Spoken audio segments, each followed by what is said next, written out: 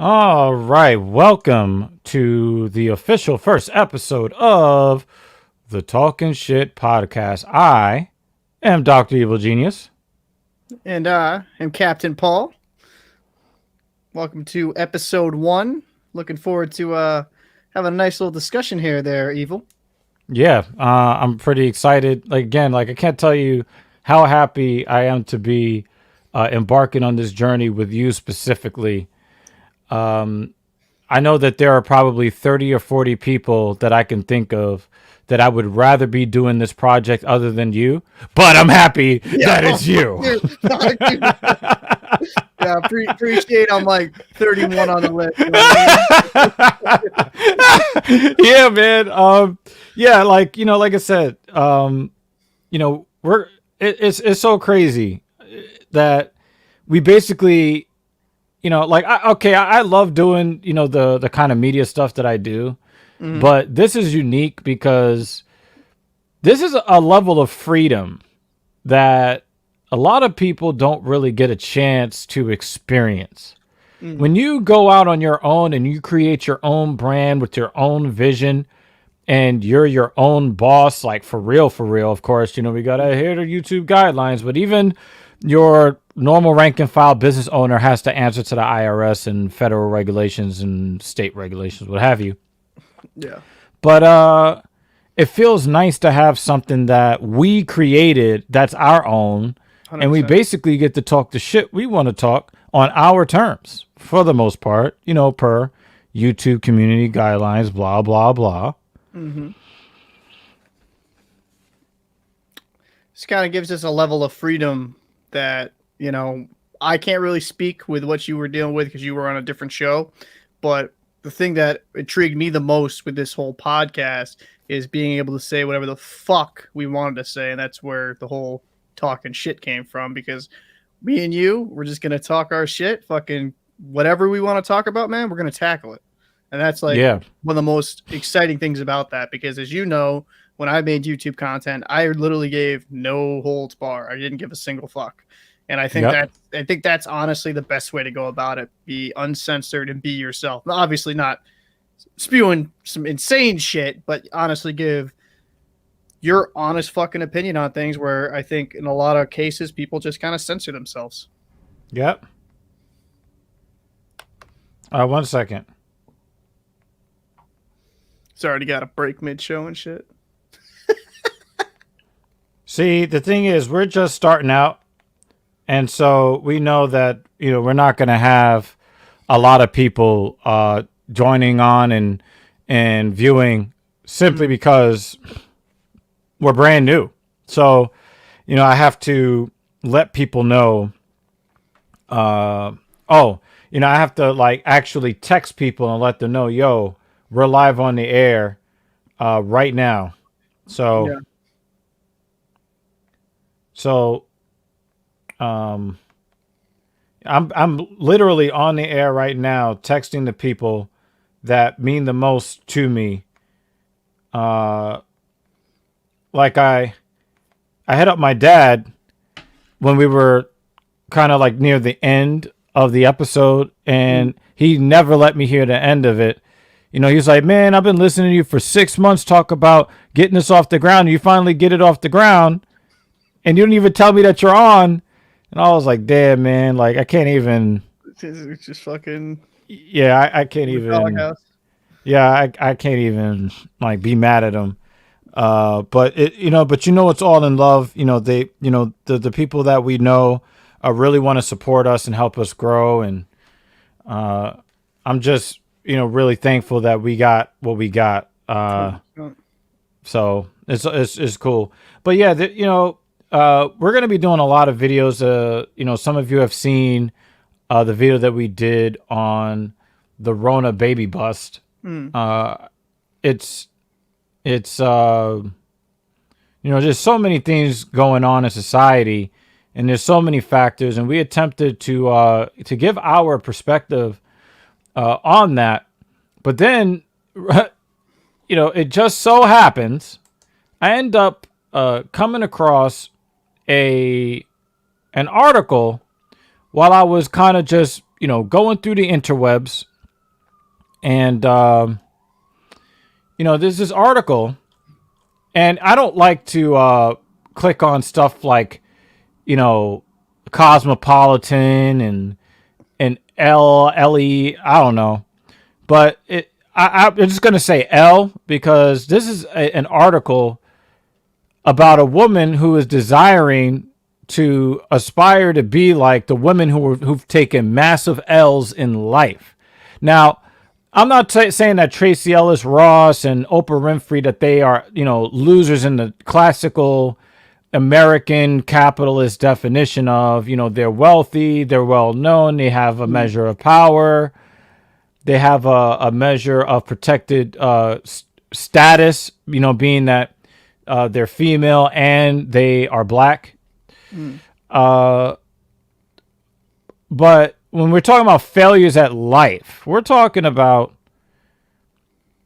answering the call of nature. When we're all designed to make more of ourselves.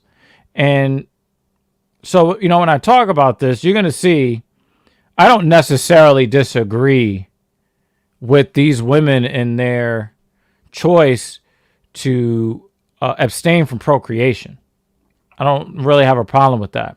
But the problem that I have in the way that the writer, Flora Tsapovsky, let me up double here. check that. Let me double check Yeah, that. she's apparently she's Russian. But she seems to really admire these women. Helen Mirren, who's not a bad actress, okay? And, she's talking about these people that she's met and how talented they are. And, she looks around and she sees these women who are living the modern womanist dream. And they're all child-free. Now, again, it's very difficult for me to diss them or to really criticize them because I've made a similar choice myself. And I didn't make that choice, because, wow, it's so great to be child-free. I made that choice for some of the reasons that a lot of people have chosen to go child-free, at least up until this point in my life.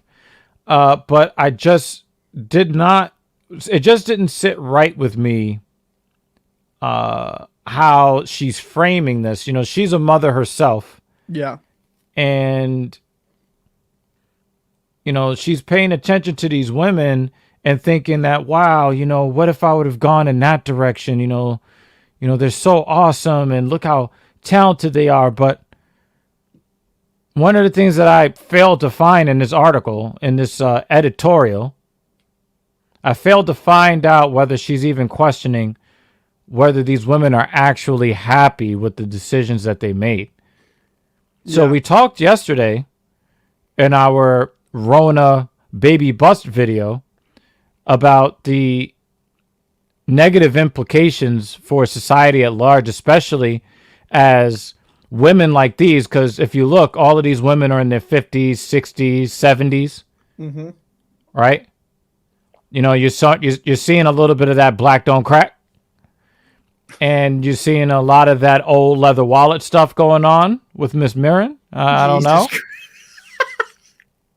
She's wearing, $50,000 earrings so that we won't look at the wrinkles like all over her skin. But now we see you. And like I said, I don't really have a problem with each person's individual choice to do what the fuck they want to do with their life. And if they don't feel like procreating, they don't feel like procreating. Right. But it's just the way that she frames this and basically saying, if you want to be a woman that is accomplishing things in life, don't have that. I mean, maybe I'm reading it wrong. See, I think I agree with, I kind of agree with somewhat what you're saying, that I think when I read the article, because you sent the link to me, it seemed like this woman, let me just put it how I kind of perceived it from her writing, is that she's like, like I have a kid. I'm even dreaming of having another child, and it kind of feels like in some ways I missed out on life because I had children that like tied me down. Yeah, And she that's the kind of sense I get. she only looked at like the positive sides of not having kids and none of the negatives of about that lifestyle. And I think with she's looking at like the high end of that, right? Like the super uber successful women, right? That like are And what millionaires. do you think? What do you think are the when talking about ratios and percentages? What percentage of women do you think she's looking at? Oh, like the top 1%, like the top percent in the world of women that are like affluent, wealthy, rich. Like those women have like a level of success that, and I'm not trying to bash her, that she just doesn't have. And like, I think money, like it's easier. Like I know people say like, money doesn't buy happiness, but it's easier to cry in a Corvette. You know what I'm trying to say? Like Absolutely. if you're trying to, you know, find happiness in this world, and that's kind of their means is through their success. You would have to, if you had an honest soul to soul, like actual conversation with these women, and like they had a lie detector test on, they had to like tell you, maybe like put some truth serum in there, they'd probably tell you that in a lot of ways they have some regrets when it comes to not finding that person to kind of build a family with. I think that through the media, they're only shared like the happiness. Oh, like I'm so happy. I don't have kids to tie me down. I can do whatever I want. I can go out drink until 1 a.m. I can go for a Let me jog interrupt you. whenever. Let me interrupt you there though, because I don't want that to pass. We haven't heard a motherfucking thing about how actually happy they are. Yep. Tracy Ellis Ross was in 2020. She had like a bunch of stuff going on. We're giving interviews talking about her being, single, but she didn't look happy talking about it. Like it was almost like she was trying to sell everybody on how happy that she claimed to be. You didn't really get the feeling that she was actually happy. Yeah. Never got that. Never got that impression. And it's funny too, because the writer, I feel like she contradicted herself a little bit in during the piece, because she said like for a long time throughout her life, like that's what she wanted. She always wanted to raise like a small human being as her own. Mm-hmm. And I think I think this is one of these cases where you're looking to complain, if that makes sense. Mm-hmm. It's like, oh, like, oh, I have a happy family, happy kids. I love my kids and stuff like that. But ooh, I could have, maybe if I wasn't tied down by kids, I'd be this super rich author that like, wrote a book and wasn't bogged down, have all this free time. Like that's not necessarily how things pan out, right? Yeah, It's I like think that's what it was for me. Like truly successful people, regardless if you have a family or not, they'll find a way to succeed. Like how many women have we seen in the industry, whether it be authors or actresses, like they have families and they make it work, and they become super successful. To me, it seemed like the piece was kind of like, oh, like I could be more successful if it wasn't due to my kids. That's kind of the tone. That's what I felt. That's kind of the tone I kind of gathered from it. And to kind of label the piece of like, oh, for Mother's Days, the women without children. I'm like, oh, come on, bro. Yeah, like yeah. it's super fucking corny. It's like, I get it. Like, it's probably dried up like beef jerky. Nobody hitting it like that. But why don't we just why don't we just like let the mothers and the people that brought people in this world, like give them their day? Like, what's wrong with that? Like, give them their fucking day where it's like they had to go through labor and then they had to deal with kids and temper tantrums and little fucking brats. Like, yo, like my parents, like for my mother, I should say, like hats off to her, because like she had to deal with 3 fucking hellraisers. So like, give them their day. I don't think that's difficult. Don't make it about you. That's, to me, the way she wrote the piece, the way she titled the piece, it's just attention seeking. It's like, oh, like, well, I don't need a family. I don't need like, well, if you're writing about it and you're saying, oh, like, and you have kids yourself, obviously you have that fundamental need deep down inside yourself to have a kid. You know what I mean? And I think absolutely. And I think that like there's nothing wrong with having a family. If anything, it fulfills a deeper part of yourself. And to me, quite frankly, I just thought it's just like one of those things like, well, if I didn't have these little shits, I'd be more successful. It's really weird how you're saying the same things that actually I was saying to myself in my head. I just got the feeling that she was saying that if you're a woman having children, you underachieved, you're less than, you're not worth as much. And it's like, what the fuck?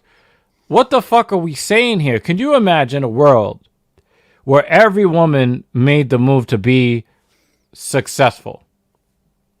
That'd be the last generation of women. Yeah. Because there'd be no more people. No, you're right. And right. a lot of people keep saying that womanism is about this or that. Womanism was supposed to be about the freedom of choice, meaning that a woman could come and go as she please, meaning that a woman could choose to be a professional woman, or she could choose to become a wife and a mother, and society would uphold her honor regardless of which one she chose. And what we're seeing is this extreme opposite reaction where we're looking at women like, oh, you like men? You're having children? You're just a housewife? Yeah, it's like I just think it's bitter bitches. That's just me. Like women that couldn't fix their own personality flaws to find someone to love, right? Because a lot of people, and it ain't just women, it's men as well. Like those people that are like by themselves and single and stuff, instead of like taking a deep look within themselves, saying like, like maybe I have a temper, or maybe I'm vindictive, or maybe there's some personality traits that just truly aren't attractive to another human being, and I need to work on myself, right? Yep. Maybe I need to work out more. Maybe I need to kind of take better care of myself. Maybe I need to brush my. What does that require though?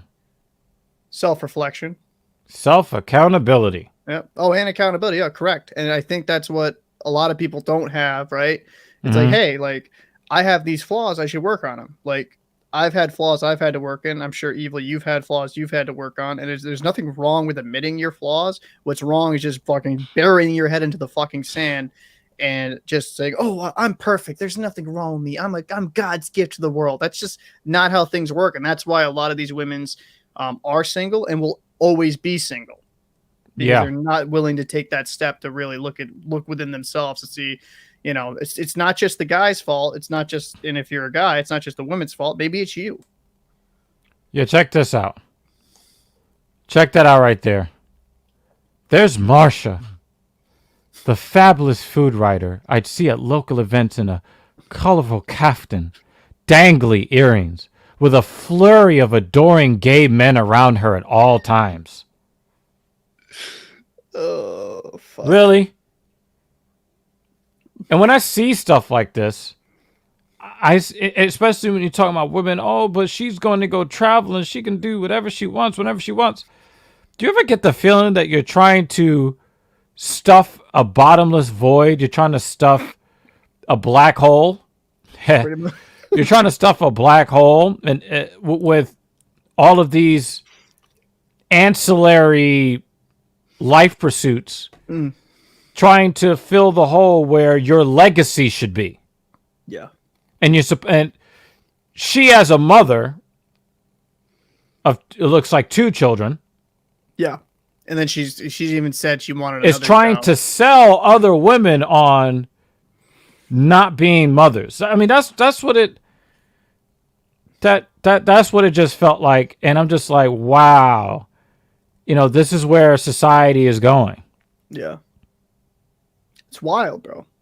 Well, saying no to motherhood is a tough, tricky decision. I mean, but I don't know, man. I just think that to me, it came off as someone that wants to use it. Maybe I'm looking too deep into it, but wants to use their kids as an excuse why they didn't get even further in their industry. Check out this line. Check out this line right here. Check out this line right here. They don't need to balance work, hobbies, and mothering. Instead, they can fully prioritize their solo life journey on their own terms. And do you know what I see that as? What? Miss Flora is trying to turn selfishness into a virtue. And I just find that to be extremely distasteful overall. We're talking about, men going their own way. How about women going their own way? You can make the move that they're both equally selfish. That neither one of them are kind of doing their societal duty they're not fulfilling their part of the social contract. Because if we're talking all about how great it is for guys to avoid women because, they might be raked over the coals in divorce court and things of that nature, we will talk a lot about that going forward. But, you can see why they would have those feelings, and you can see why these women, don't want to have a life that's attached to anyone of the opposite sex and the accompanying children that normally comes with those unions. You can see why. But for those who are looking beyond just what it says about society today and start looking at what it says for society in the future, it is really scary. I mean, you have a writer here who basically is taking a shit on herself because she decided to complete the circle of life. Wow. It's weird, man. I think it's actually kind of indicative of a problem we have in society as a whole, where a lot of people, and maybe this is more vocal minority, just want to bash for people having a traditional life, and there's like nothing wrong with that. Like if you want to have kids, like that's fine. Like there's, like I've said before, there's a ton of fucking successful people that have, like, even billionaires that have raised kids. Obviously, probably not like a traditional family in the fullest of sense, but having kids doesn't get in the way, if you're driven enough, doesn't get in the way of you succeeding. And I think that's kind of what kind of irks me reading that piece, because like, oh, like if I was this, it's like, come on, like you're an article writer, and I'm not trying to bash you, but like, let's keep it real. It's not like kids didn't prevent you like writing fucking the next Shakespeare. You know what I'm trying to say? Like, yeah. Let's get over ourselves here and understand our own limitations. So yeah, definitely. Switching gears, I want to talk about something a little bit more on the entertaining side. If I can get this pulled up. Just want to get this pulled up real quick. So a quick Google search. All right. So what we have here is we have UFC Fight Night. Oh. So I want to announce to our viewers that tomorrow evening will be the first the first iteration of our live watch party for MMA type events, where the tentative name that we're going to go with is the TSP Filthy Casual Watch Party. You got some filthy casuals here. I'm really excited to bring this type of content to you guys, because we're going to break it up from, of course, we're going to do a lot of social commentary, especially tonight. We're going to have a lot of social commentary tonight. As you guys will probably see in our branding, we're two big sports fans, hockey, baseball, basketball. So you'll see that pop up all over social media. So tomorrow will be the very first iteration. Now, it looks like I might be running that show solo. Why is that, Captain Paul? Well, me and the lady are gonna go out here on a weekend little getaway, so we're gonna have a little bit of a intimate time.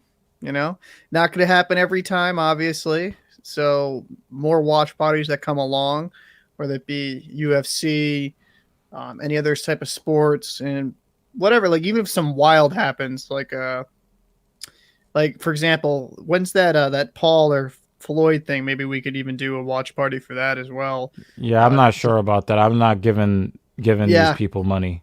I don't necessarily blame you because it's kind of a sham as it is.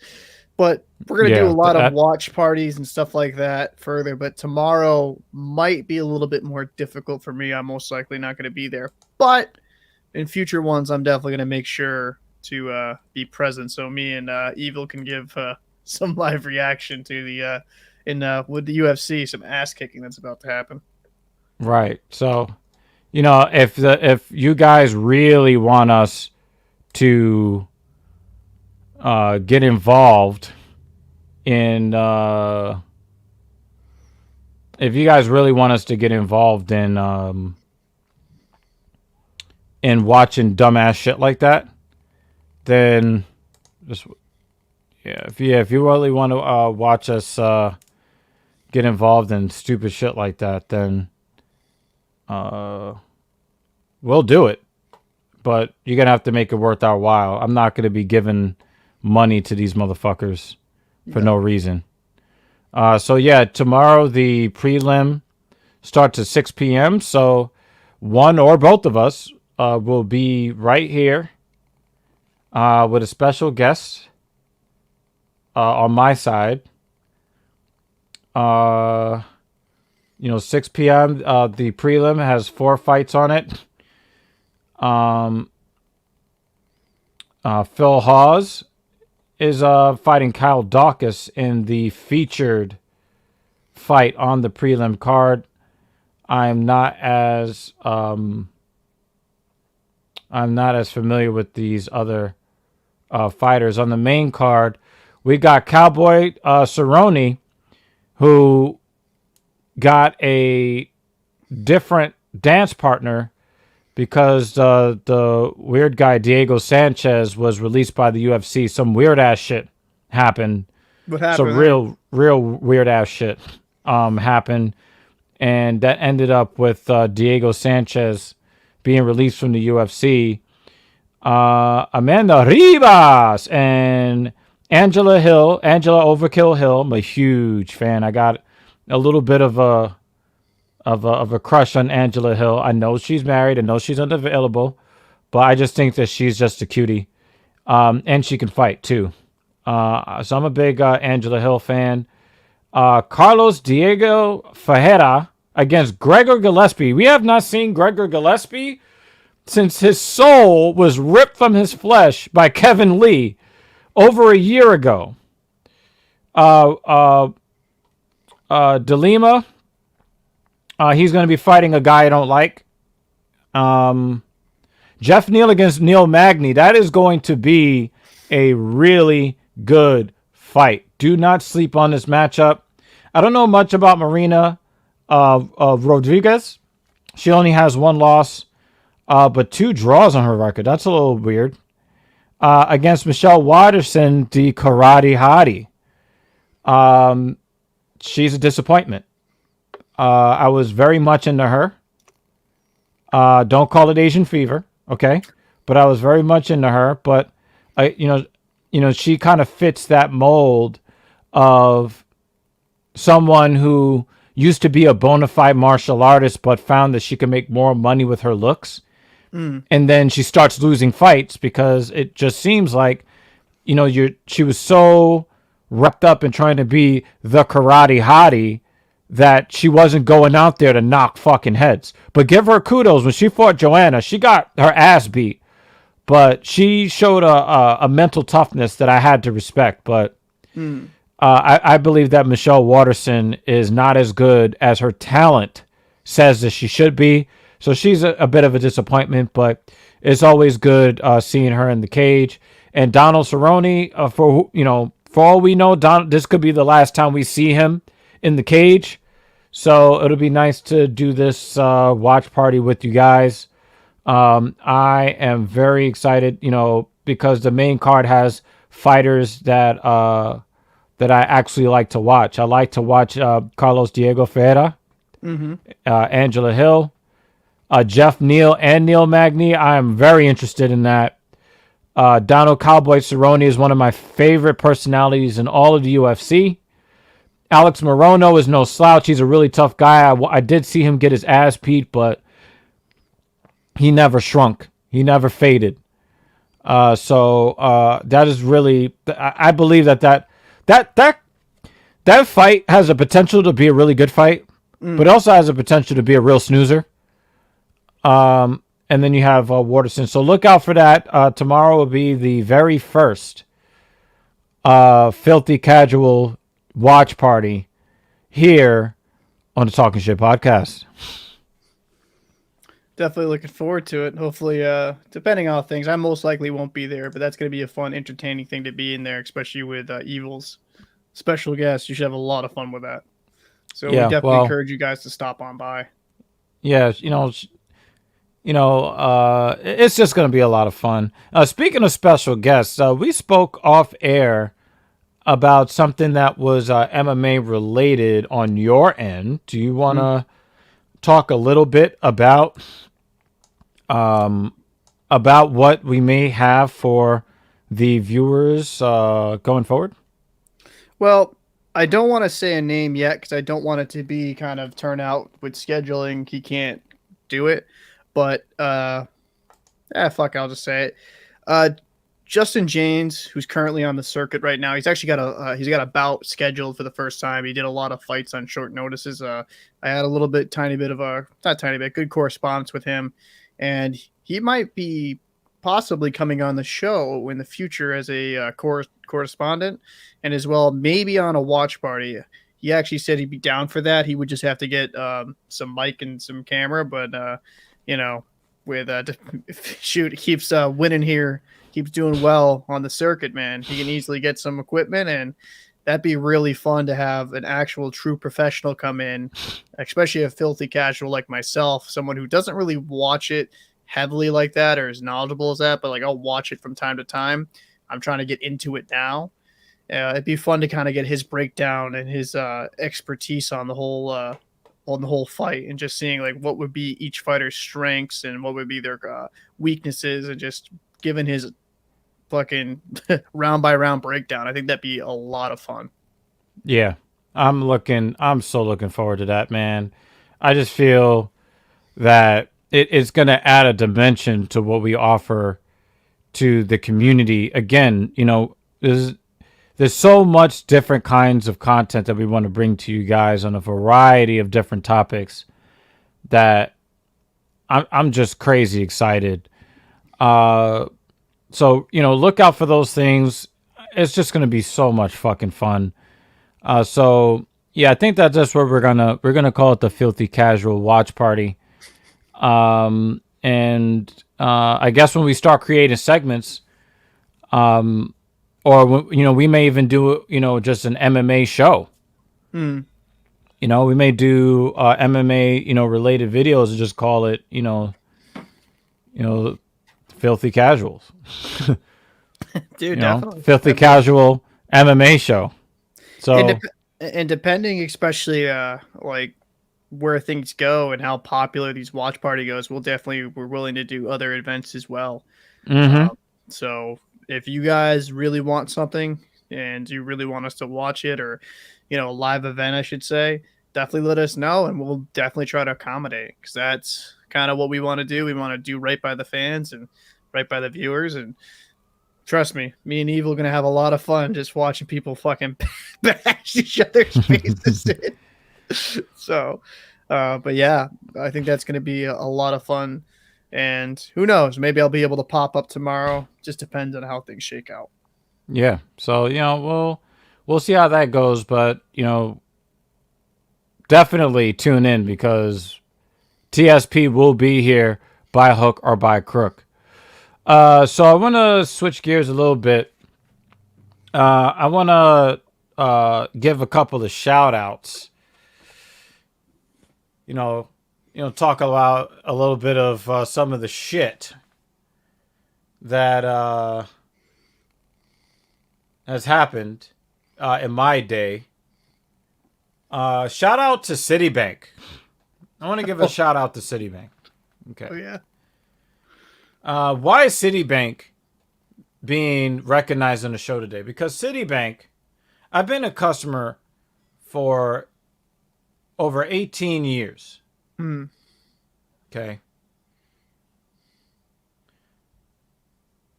Up until the Rona, I got really good customer service. Like really good. To where, you know, I had a Bank of America account I opened at one point. I closed that shit. Chase is just awful. Chase chased me away.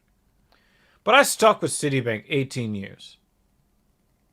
And then the customer service got pretty fucking bad when the Rona started.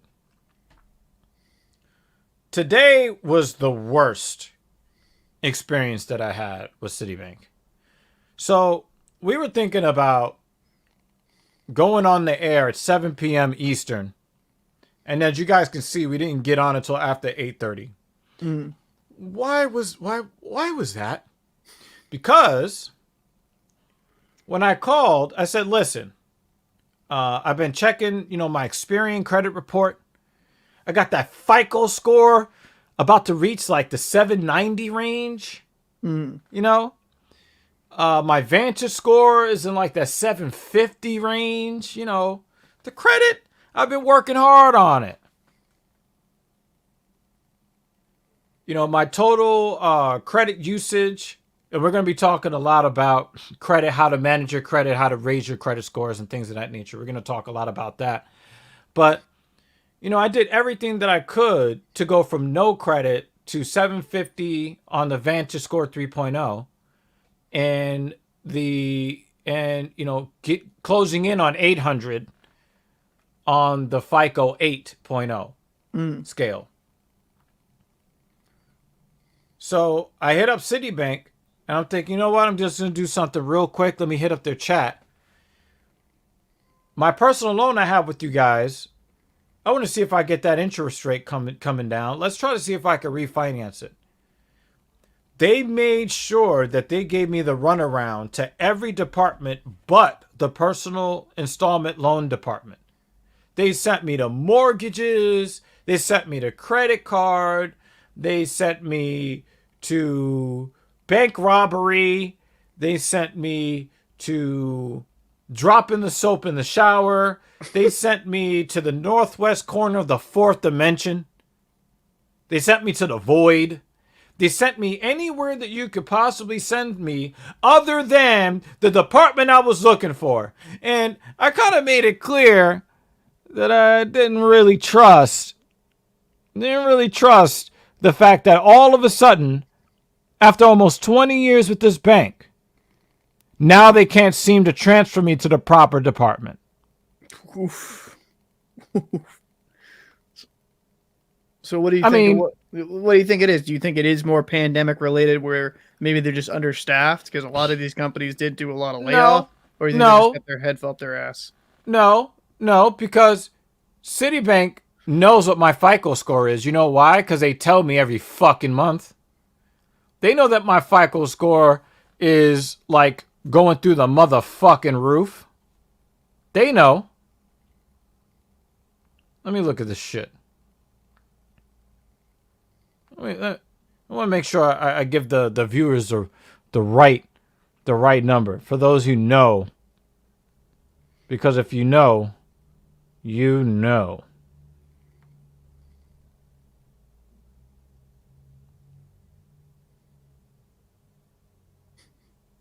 Let me look at this shit. So, has this been your only bad interaction? Yeah, look at this. With Citibank. Check that out. Oof. Check that out, right? That's a good fucking score. Right? And this is not even like my most updated score, though. Because I've made some improvements that haven't been reported yet. And this is one of the funny things about these organizations, these credit organizations.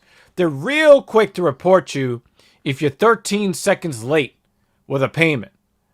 But when you pay off a credit line or you pay it down, they're real fucking slow in making sure that the credit bureaus know about it. Oh yeah. They don't want to do you any favors. I got the credit bureau, the credit bureaus saying to me that I have a hard inquiry on my report that they can see, but they can't see the account that was opened by virtue of the hard inquiry. Come on now. Come on, guys. Like, I know that you guys make a lot of money off of interest, and you're not getting any of that money off me.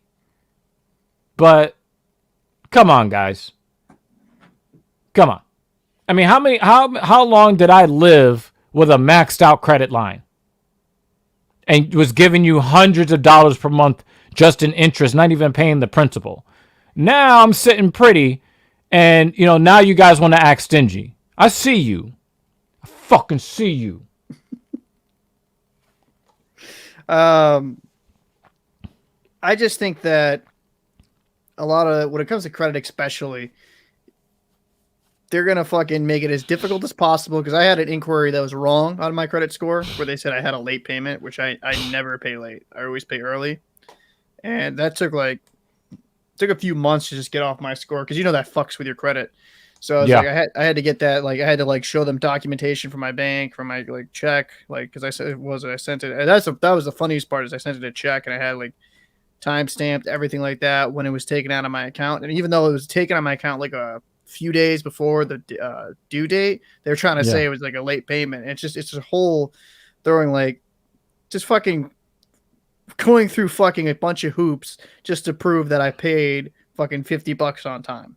Right. Because I don't usually try to put a lot on my credit cards. Right. I put very minimal, especially after the intro rate, where you probably know this with cards and stuff like that. You get 0% interest for either 8 to sometimes 12 14. Or 18 months. Yeah. Somewhere around that. So usually after that date, I don't if I'm going to use that card, maybe I'll use it, but then I'll immediately pay it off in whole, in full the next payment. So I'm not charged with any interest. Yep. So, that's kind of one of the things is you got to be very careful with your credit score, but that is kind of fucking bullshit, especially with somebody with that good of a credit score, to make you go through leaps and bounds. I understand if you maybe you owed a fucking ton of money and your credit score was in the 500s, but a little bit better customer experience.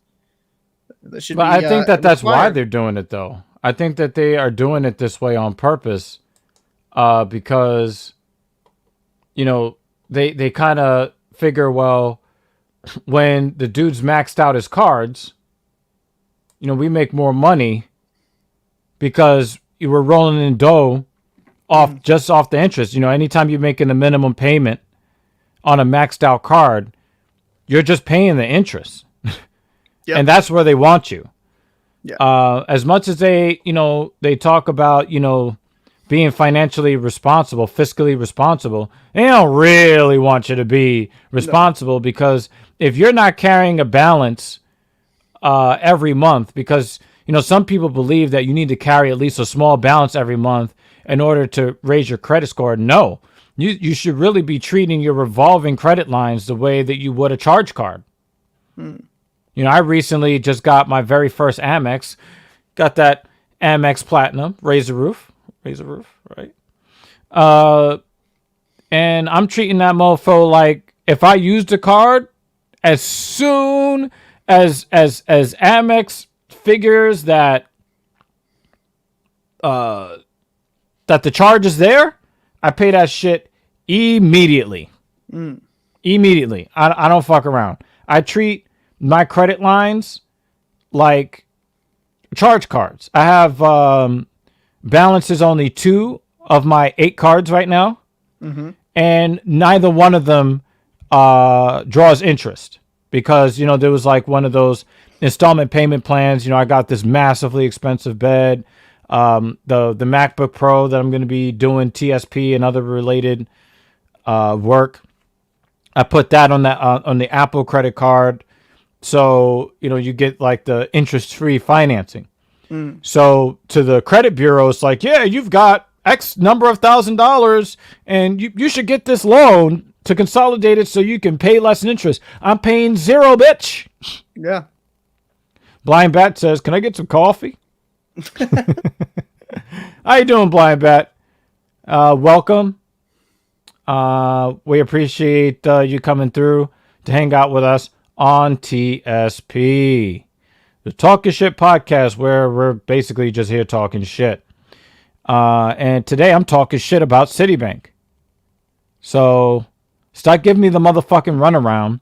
Stop wasting my time in 90-minute increments when I got shit to do. That's every fucking bank, man. I'm a Bank of America guy. So like I have a lot of I have like a couple of credits from there. I do have an American Express Platinum card. Like but I have nothing on that now. They gave me like a 12 grand limit on that, but I've gone nowhere near that type of money. So but like do you know what my balance is on my Amex Platinum right now? Zero? Minus $30. Oh, minus 30. Oh, so what? You because the rewards? Yeah. Yeah, dude. That's the way to do it. Yo. That's the way to do it. Like I'm the type of guy, if I like something, I don't really care whether or not it's on sale. I don't really give a fuck. I just want to give a little love to Blind Bat. Gonna get some coffee.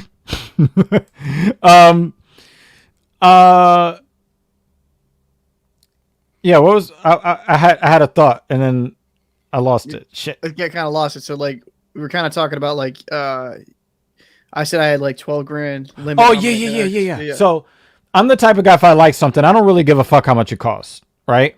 Either I can afford it or I can't.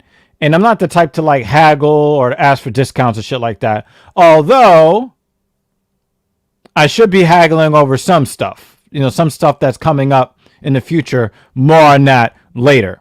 But I don't really haggle on stuff. It's just like, if it's full price, it's full price. Like in my business and personal training, I don't like it when people try to haggle with me on my rate. Like my rate is my rate.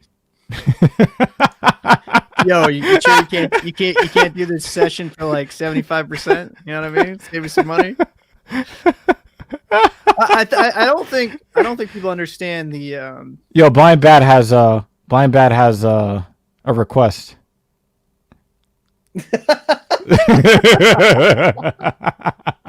For sure, bro. Shit, just sign me a contract and have me due by the end of the month, and I can let you use it. Fuck. But nah, man, I like how, because you see, Blind Bat knows where to go. He know not to ask me that shit. Oh shit. Dude, So I'm not the type to haggle about stuff. But when I looked at the long list of rewards that you get with American Express, I was just like, I'm going to use that shit. The only problem I have with American Express, and this is from a guy who has to sometimes go to other countries, and that's the reason why I have other credit cards, it's just like, it's kind of a pain in the ass to use American Express in different countries. Like when I was over in Germany, when I was over in Scotland, stuff like that, they don't really take it for obvious reasons. So it was just more cumbersome. So if you're somebody that travels a lot due to work or training or anything like that, it's not the perfect card. But generally, like if you're in the country and you're just working like a 9 to 5 and you're doing your day-to-day shit, it is a pretty good card, man, with some good benefits. Because I've had that happen before too. Like if you make big purchases and then you pay it off, and you'll have like the fucking rewards thing you can swipe to fucking add to your account. It's just it is pretty fucking nice. I'm not gonna lie. A lot of cards are kind of like that. So but yeah, like is there any other cards that you would say? Well, I want to finish the story though, because it's specific to the Amex Platinum. So I got it because I've got a really big financial commitment to make later on in the summer. More on that later. So I was just like, let me get this because I could get like 75 or 100,000 points, right? And so I'm just like, well, let me look at all of, because a lot of people are like, oh my God, the annual fee. The annual fee is $550 a year. Now, a lot of people are like, wow, that's really expensive. But I looked at what you get when you get in return. I'm just like, yo, like this is actually, it's only $550. You know, Yeah. I don't know. Like maybe I don't value money the way that I should. But anyway, Probably not. so I looked at all the benefits, and I'm just like, yo, let me just hang out on this Amex app and see what they have, right? So it turns out that I missed half of this promotion, but from January to June, they were offering a $30 credit every month when you make purchases on your Amex through PayPal. So literally, you could buy something for $29.99, including tax. You can do that once a month, and Amex will pay for it. Like, you get free shit. Yeah. So, you know, I'm trying to level up. You know, we over here, we talking shit. We're trying to build this community. You know, I got to look good. I got to get my body in shape. I'm not quite in shape yet, but I'm getting there, right? I got to kind of update my wardrobe, you know. You got to make sure that the persona that you put out there, you know, people can see what you're working with. Right. So I'm like, yo, let me get.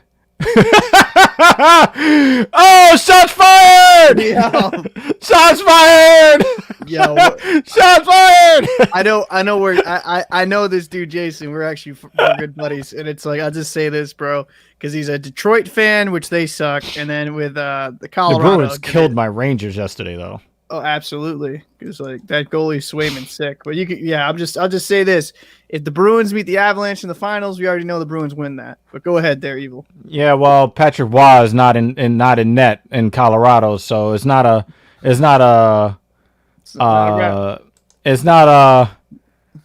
it used to be almost a lock because you would see the Avalanche, you know, in the Western Conference Finals or in the Stanley Cup Finals in the 90s, early 2000s, because it was basically them and the Red Wings that were constantly at the top of the Western Conference.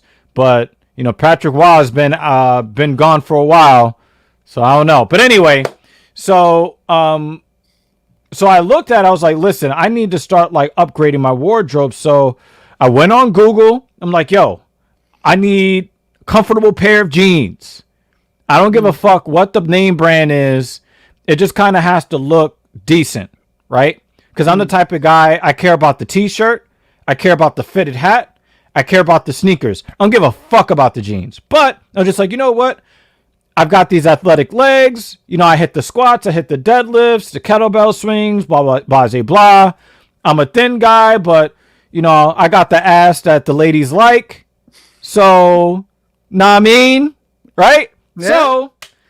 So I'm like, all right, let me get these jeans. I go to Bonobos or Bonobos. I don't know what the fuck that is. It's white people wear. And I see that, like, they have, Caught me by surprise there. Yeah, we're trying to kill Captain Paul for the second time today. So I look and I'm like, well, they're talking about they got these really comfortable jeans that are like $98, but they have it on sale for $38. So I'm like, all right, bet. But they're like, yeah, we'll give it to you on sale for $38, but it's like a final sale. But I'm like, well, I'll probably be too lazy to send that shit back if they suck anyway. So fuck it, right? Yeah. So I go through the hoops. I connect my Amex Platinum to the PayPal. I use the PayPal to pay for the jeans. I get the $30 credit. So the $98 pair of jeans I get for $8. Do you know that I told all the women in my life about it? Like, yo, look at what Dr. Evil is doing. I got $98 pair of jeans for $8. Suck it. Oh, yeah. And of course, you know, if you're one of those ladies that I adore, if you don't mind sucking it, you know, Jesus, we could talk about that later. But yeah. Oh, he's trying to come at my neck. Yeah, it's all one woman. He tried to come at my jugular. Pause. Wow, you really tried to come for me. I don't hate it though. But I want to switch gears and I want to talk about a man that a lot of women have been trying to come for lately, and that is one Kevin Samuels. If you don't know who he is a professional image consultant who rose to stardom because he told the average chick that she was average, and the world lost their fucking minds. I found her to be a little bit slightly below average personally because she kind of, oh shit, oh my heart. Why is everybody coming for Dr. Evil today? Golly, let me live. Shit. Are they wrong though? So I want to talk to you guys about this one guy that we're probably going to be referencing on a regular basis. One, Kevin Samuels. Kevin Samuels is a professional image consultant who, like I said, he rose to fame off of the average at best video from last December, where he told an average woman that she was average, and a lot of people got really upset. So, one of the things that a lot of guys have been complaining about when it comes to dealing with modern women is that a lot of these modern women have these delusions of grandeur. Yep. Where a lot of them are 3s, 4s, and 5s, and they need to cake on 6 pounds of makeup on their face to even dream of becoming a 6. But they all want 9s and 10s out of men. And when we talk about 9s and 10s, we're talking about not necessarily the physical appearance, but really the height of their body and the width of their bank account. Because that's how men are typically judged. Shit, the width of the bank account is pretty much the only fucking thing that matters with most of that shit when you're judging a guy. I'd have to differ because let me tell you something. I came up in the motherfucking gutter. And I can tell you, especially as I've gotten older, guys my height make up slightly less, somewhere around 2% of the population of men in this country. I did not even know that until maybe a few months ago. I'm 6'3". Men in the United States who are 6'2" and taller make up 3% of the American population. Men who are 6 feet tall or taller make up 15% of the American population. So think about it. If you've got average women, we're talking about the top 50, top 60, top 70%. And a lot of them on these dating apps, if you're not 6 feet tall, they're not trying to hear from you. Pause.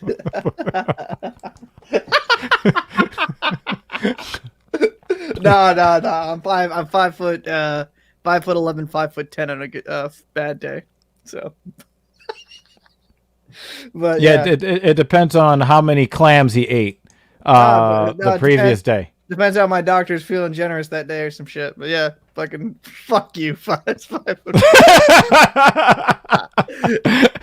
I love catching people with the delayed reaction. Oh shit.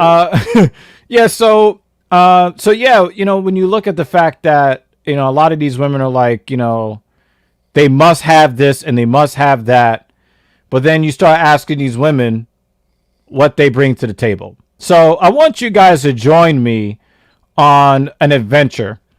We're going to check out a Kevin Samuels video today, and we're going to break it down. And you tell me, you tell me what you see. All right.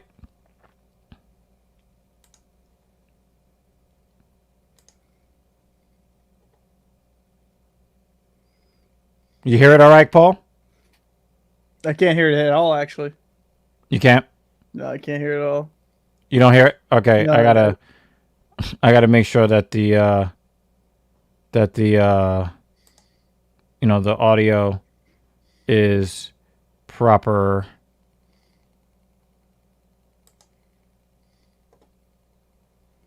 Sometimes you know how it could be with trying to get audio to link up the way that it's supposed to. I will say this, man. This video made me feel so fucking awkward watching it.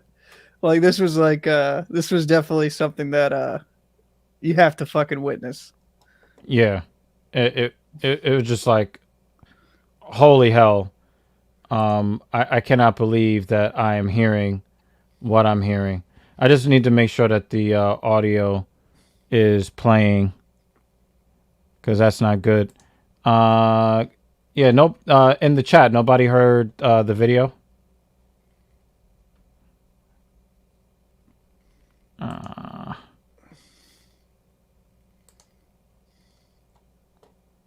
Yeah, nobody heard it. Okay, thank you. So, again, like like Kevin would say, we're trying to fly the plane as we build it.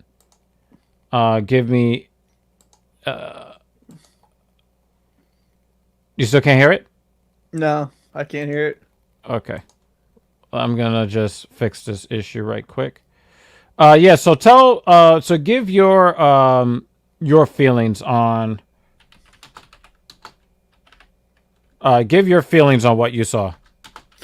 Like, it kind of seemed like me. Now, if you go into this not knowing this dude's work, I think you'll probably get offended if you're more on the sensitive side. But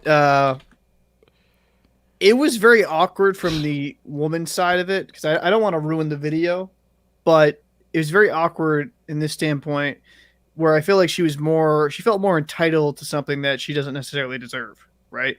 If you're going to be somebody that wants to obtain top end, like millionaires or, 100,000 guys, thousandaires, essentially, even, you have to kind of be giving something to the table that's worthwhile. And I don't know, it just seemed like for somebody that wants like the most obtainable, like the hardest to obtain person, that she doesn't necessarily have the qualifications to obtain that guy. All right. Yeah. So we are going to give that a one more. We're going to give that one more again, and let me know if the audio comes through. Yeah, I can hear it now. All right. Are you in a serious relationship of any kind? I was. How long ago did it end? A few So months. awkward. A few months. Do you want to be married ever? I do. Do you want children? I do. How many children? Yo, Ideally too. By what age would you like to be married? My Blind goal bad is knows. 28, Blind but- bad knows. 28. So if you want to get married by 28, by what age would you like to have your last child? Last child, probably 34. Do you want to have to work to pay significant bills after you're pregnant with your first child? No. Okay. How much is the man going to have to make to take care of a family of 4 in Long Island, to where his wife does not have to work?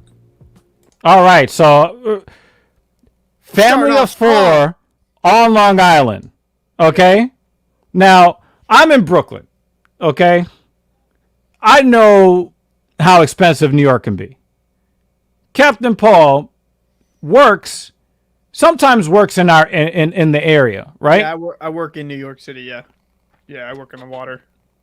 So we tend to know just how expensive this shit can be. It's stupid expensive to live in New York. I was actually looking for an apartment just for shits and giggles, and no, it's fucking expensive.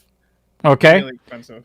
Now, I want you guys to kind of like really have a look at her face. Okay?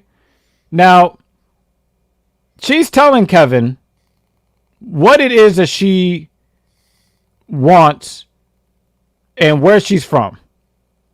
So remember that from an economic standpoint, when a woman is looking at a man from an economic standpoint, a woman's estimation of what wealth is or what financial stability is usually determined by her geography. So a dollar in Miami doesn't have the same buying power as a dollar in New York. And New York is not the same as Austin, Texas. And Austin, Texas is not the same as Los Angeles, California. Right? Yeah. So you're about to see like an estimation of a person living in one of the more expensive states in the nation, what she's looking for. In Long Island, and like living comfortable, I'd say at least 275 to 300. Did your last boyfriend make $300,000 a year?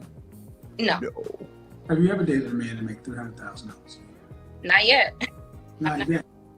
Yo, Eva, can I This is just gonna say get something tough. real quick? Like, I don't think this woman understands like how much fucking money that is. You know what I mean? Like, that's a lot of fucking money. And for somebody, and I know she says it later in the video, for the age bracket she wanted, like, dude, that would be like fucking probably half of a percent to find somebody in New York in that area that makes over 275 to 300,000 a year where she couldn't work, right? I just think that this woman is just super delusional with what is purely obtainable for a man in their 20s and even early 30s, because it takes a man a while to establish themselves financially. And let's call fucking ball, strike a strike, man. Like, most people won't even see that type of money per year in their lifetime, right? Like, Some people may not see $300,000 in their entire lifetime. well, and that's where I think the lunacy of this, like, she has this like high standard of like, oh, like I gotta like obtain this type of dude. I'm like, well, in what asset, like what way are you palatable for a man like that? Because a dude like that young, making that much money, bro, he's gonna be looking for some top tier women. Like, and that's, I'm not trying to be disrespectful, but that's just the truth. Well, let's see. Oh, okay. How tall are you? 5 feet. Dress size? Probably like a 6 or 8. How much did you weigh last time you weighed yourself? 160. Whoa! We're not. She's a fucking liar. There is no way you're wearing a size 6 or a size 8 at 160 pounds at 5 foot tall. Not possible. Well, maybe it's elastic dresses. You know what I mean? Maybe stretch out like sweatpants. Oh, fuck. Nah, man. I probably like what would that be? Like a 14? 12, 14? So I would probably think that would probably be in that range. Yeah, I would probably say so. But check so it out. Be honest at least, right? So you've never dated a man who makes that kind of money. So you expect to find a man as you get older who earns more money. I got to ask you, man, what do you bring to the table that a man making $300,000 a year should pick you? Blind Bat nailed it. I'm supportive. I'm self-sufficient. I can be submissive if I'm with somebody who knows how to lead. I can. Okay. All right. Let's check out. Let's check out Kevin right here. Yo. Let me run that back. Let me run that back. I gotta run that back. You guys, we gotta look at the look on Kevin's face when he smells the bullshit coming out of her throat. I can be submissive if I'm with somebody who knows how to lead.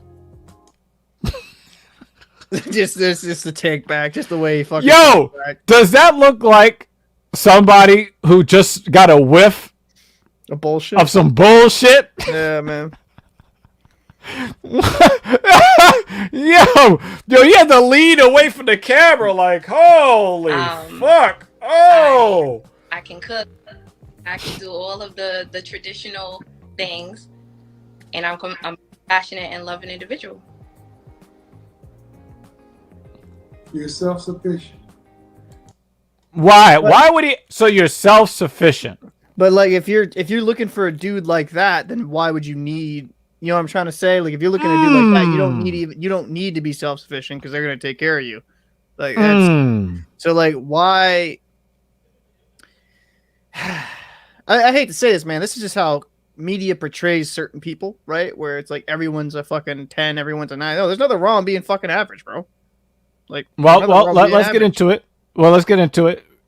We're gonna get right into that. You're talking about a man who's making $300,000. He don't care if you're self-sufficient or not. He's the one that has to be sufficient. I mean, listen. You said I can be submissive. Mm-hmm. That's bullshit. That is not.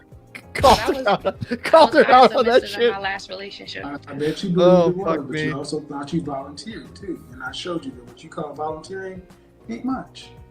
Okay. What percentage of men earn $300,000 or more? Less than 4. Uh-huh. Now, what age do men hit their financial stride? If I had to guess, I'd probably say like late 30s or early 40s. 45 to 55. Are you prepared to date a man that's 40 plus years old? No, I'm not. All right, so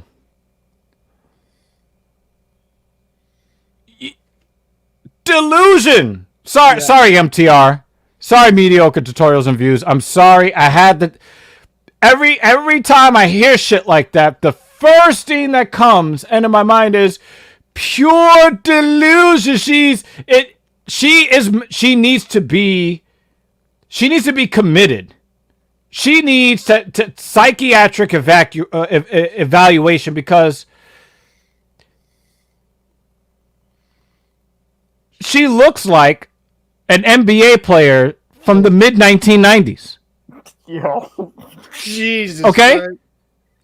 Yo, she is talking about, and she claims the last time she weighed herself. 5 feet, 160 pounds. Yeah. I'm just like, I just,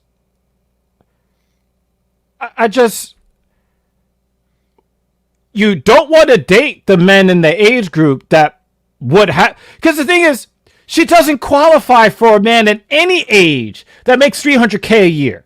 No.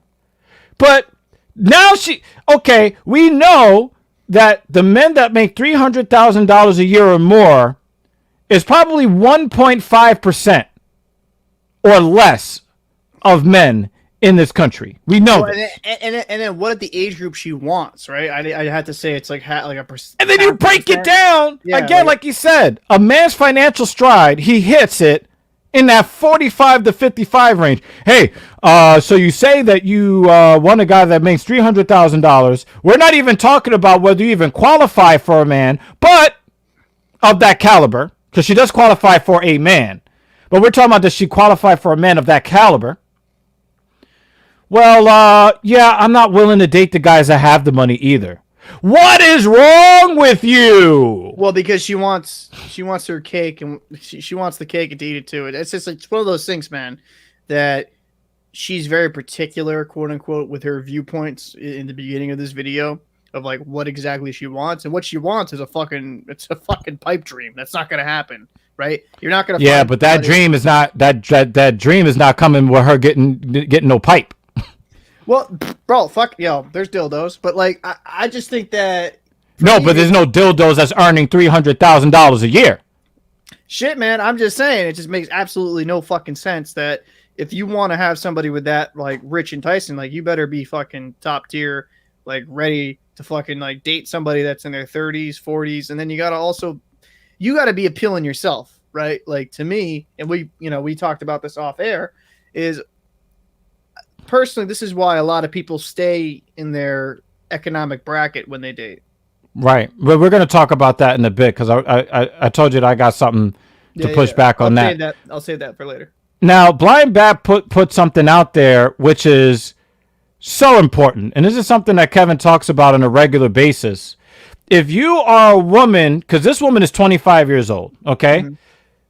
Her metabolism is about the best it's ever going to be. When she gets older, the metabolism is going to slow. It's not going to get quicker. She's not going to naturally get slimmer or more fit unless she puts effort into it.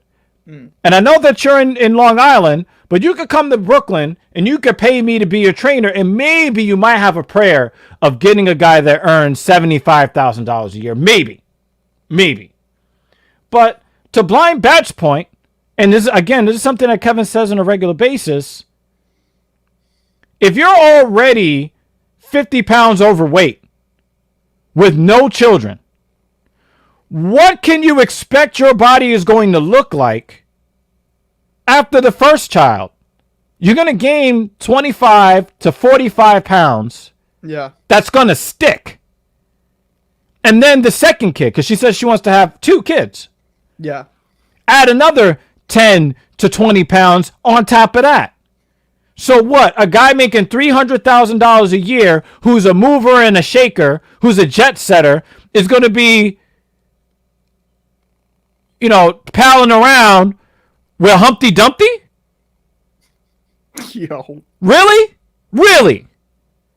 He's gonna want to go to company functions to show off a woman who's 5 feet tall and 220 pounds? See, the only way it happens like that, because there are some outlier cases where a dude that's eventually 300,000 more, a millionaire, will be dating somebody that's kind of average. That's because they were together on the ground up when they had nothing.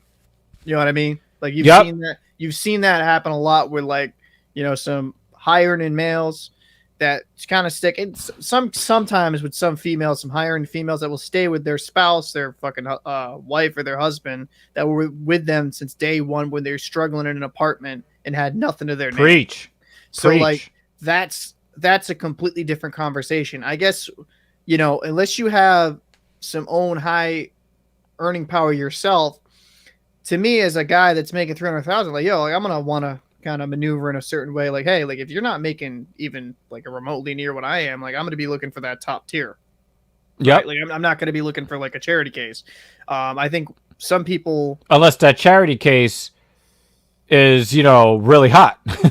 well, exactly, and we can go into a discussion later, but how sometimes that can be even that can be a bullet if you don't have your proper paperwork. But but honestly, this is just the beginning of us talking shit. So we're gonna get into all of that. And I ain't trying to bash her. I ain't trying to be a fucking. No, this is not even about her. You know why? Because she didn't create this mindset. No. She. It's a lot of it is just how it's a bill of goods that was sold to her. Yep. And a bunch of other average women. Yep. Because you want to talk about average at best, and she looks like a combination of Chris Paul and Baron Davis. So, So, Blind Bat is just hitting us with jewels tonight. Shout out to Blind Bat, friend of the show. I hate you. She wants somebody to make $300K a year, but all this time she's been giving it away to guys who don't even make 10% of that.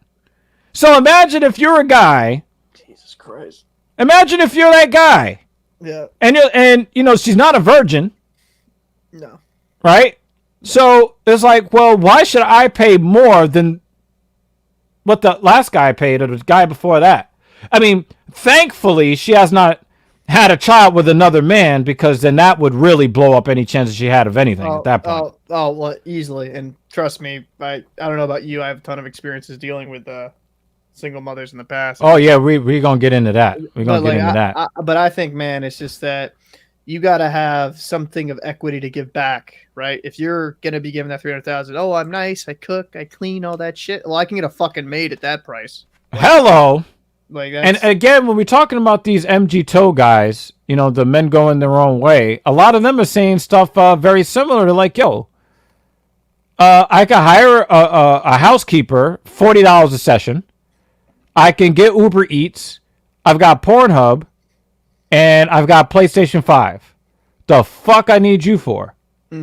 Right? So, and of course, Blind Bat finishing it off. When they're younger, they give it away.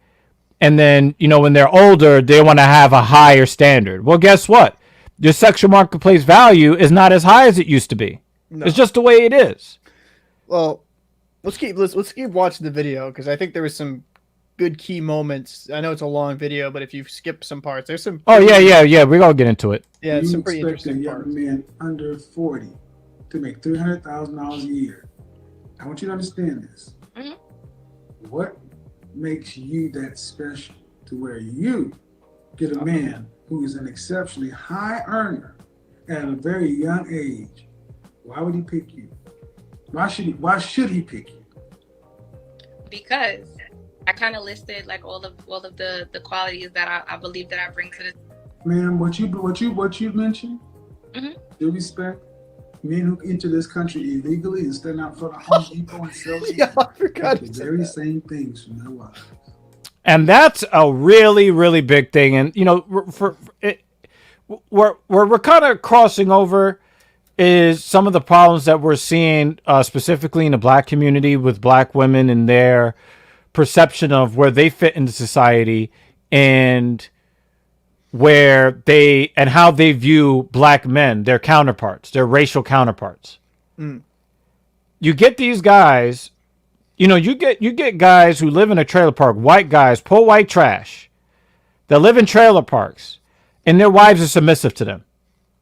You get guys who are at the very bottom rung as far as annual income, and they may even have wives that make more than them, but their wives still show them that respect. I know from my experience, my primary partner has, I think every year we've been together, she's made more money than me. But she still shows me the respect that is due to a man when you're a woman in a relationship with a man. So if I can get that, and you know my primary partner is not black, which is kind of speaking to the point. If women of other races understand that there's a particular dynamic between a man and a woman that makes it work long term, why is it that we're seeing this with black women where they feel like the guy has to be 6'5", 225 pounds, chiseled muscle. He has to earn $300,000 a year at age 25. He has to be everything that you see in the movies in order just to get baseline respect that women of pretty much every other culture give to their men, whether or not they are extraordinary or not. Mm. So if you're a woman who is requiring all this stuff, what are you bringing? Like, what are you bringing to that man? Because, you know, it's crazy how long the list of requirements that women have, but when you ask them what they offer, it's some vague. They know exactly what the measurements they're looking for. A lot of guys, they call it 666, 6 feet tall, 6-pack, 6-figure salary. Mm-hmm. Right? And then they have all of these other requirements. If you ask a woman what she requires of a man, she's really, really good at telling you exactly all the things she requires. But then you start asking her, well, what do you offer? Here's this intangible, and here's this lowest common denominator thing. And I have a vagina. Yeah. Okay, well, how does that separate you from that person over there who also has a gash? And we've said this before in the last episode. A lot of this, I think, is a indication of more of a vocal minority, because I think a lot of women, or quite a bit, maybe not a lot, maybe, I don't know, 50-60% of them are generally pretty rational when it comes to these kind of things, where they're not like expecting a man to make 6 fucking figures right off the rip. Yeah. I'll just even say with I've had some just a quick anecdote. I had one girl I went on a couple dates with, and I was going through my training and through my process, and like on the third date it was, she's like, oh well, like, when are you gonna buy us a house? You know what I mean? Like, off the rip. And I'm like, yo, you're a single mom. You're working as a waitress, and that's no disrespect, but I'm like, why do you assume as soon as we get fucking together after a few months, I'm gonna go acquire a house? Yo, that dude that she let bend her over and blast off in her cavern, in her sugar walls. And she wants. Did he buy her a house? No. So why the fuck should I? Just fucking met you. And that's the thing, is that I think that some women are kind of born delusional, where a guy will come save them, and like, they're not born delusion. Delusions are taught. Well, true. You're right. Taught to, well, they become delusional then, and I think they like expect you to give them stuff that's just unrealistic. It's like, if I'm buying a house with you, obviously I have a very deep connected relationship to have that level of trust. It's like I ain't gonna just after 3 days gonna buy you a house in a month or two, and Right. even though I could, it's like no, it's absolutely insanity. But Now, I think that type of woman right there is kind of is that I've dealt with that before. It's like they're expecting like, oh, like, hey, I want like some dude that makes 6 figures, and then like I'm not gonna contribute anything to the relationship, right? yeah. And I just think it's like, you know, the healthy relationship I have now, man, is based on mutual love, trust, and understanding, and like actual give and take. It's not just like a one-way fucking street, which I think women like this, that's what they think it is. Just a one-way street of like, oh, I deserve this. Oh, I just like, well, what do you bring to the table? Yep. Like, are you educated? Are you a hard worker? Like, what do you bring exactly to the table? Because if you say cook, clean, and I'm submissive, I'm like, oh, well, congratulations. You're a woman. On dating profile. Slow clap. Yeah. Yeah. So. Okay. But I don't think necessarily that I need someone that's at that level right now. I don't think there's anything. Well, I asked you if you wanted to work to pay significant bills after you're pregnant with the first child. You said no. So listen, if you She's about to struggle with basic math. Last child by 34. For the moment you get married and get pregnant, you want the man to be able to pay. That's $300,000. So that's within the next 5 years. The math can't be overcome. And Okay. I'm going to say, ma'am, could you live with a man, deal with a man who's earning what the average black man earns in this country? Yes, because I've done. No. Could you marry him and be happy with him for a lifetime? Yes. You could be happy with a black man making $40,500 for the rest of his life. That's $20 an hour. The average black man in the United States makes about $40,000 a year. Okay? The average Hispanic man makes about $36,000 a year. But for whatever reason, the Hispanic man is not having the same problems with his Hispanic lady as the black man is having. And he's, you know, by and large, when you average it out, doing a little bit better. The black man is not really getting a whole lot, even though he's doing a little bit. It's a little weird, but I just wanted to point that out. Like, and of course, you know, she'll say, "Oh yeah, I could deal with 40,000," but then when he keeps pressing it, you'll see she's trying to lie to herself and lie to us, but he's not letting her get away with it. Wait, you said 40,000? 40,500. That's $20 an hour. That's what the average black man makes in this country. Yes. Could I be happy with? Would I be happy with it? I'm not playing semantics. I asked you, could you be happy with it? She's trying not to answer the question. No, I'm asking you, could you? I know it could be possible. Yeah, I think it's possible if all the other qualities are there. Okay. $20 an hour. It's possible if That all means the, you're gonna Look at the have body to work language. when you're pregnant. I mean, it's all. That means you're going to have to work when you're pregnant. You're going to have to work until retirement age. That means your kids are going to go to public school. That means unless you, I mean, I didn't ask you, but do you plan on making in excess of 6 figures? Yeah, yes. So, and then who's going to manage the money? Would it be you or him? Because you'll be making more than he is. Well, I feel like when you get married to someone, partnership, right? So it's not. That's the theory. It's not Yep, one that's or the other. prevailing theory of the modern woman. No, somebody has to manage it. But at the end of the day, He kind of let her off the hook there. He's like, no, somebody's going to have to manage it, meaning somebody's going to have to make the final decision. So for her, she's practicing the exercise of theory. In theory, it would be a partnership. Yes, I'd make more money. Yeah, I'd respect him. But then when you get down to the nitty gritty, if she meets this man, they get together. He asserts his role as the leader of the household. Can she resist reminding him that she's the breadwinner? Can she resist that? Can she hold back from that? No, I don't think so. And you see her body language. She's looking around.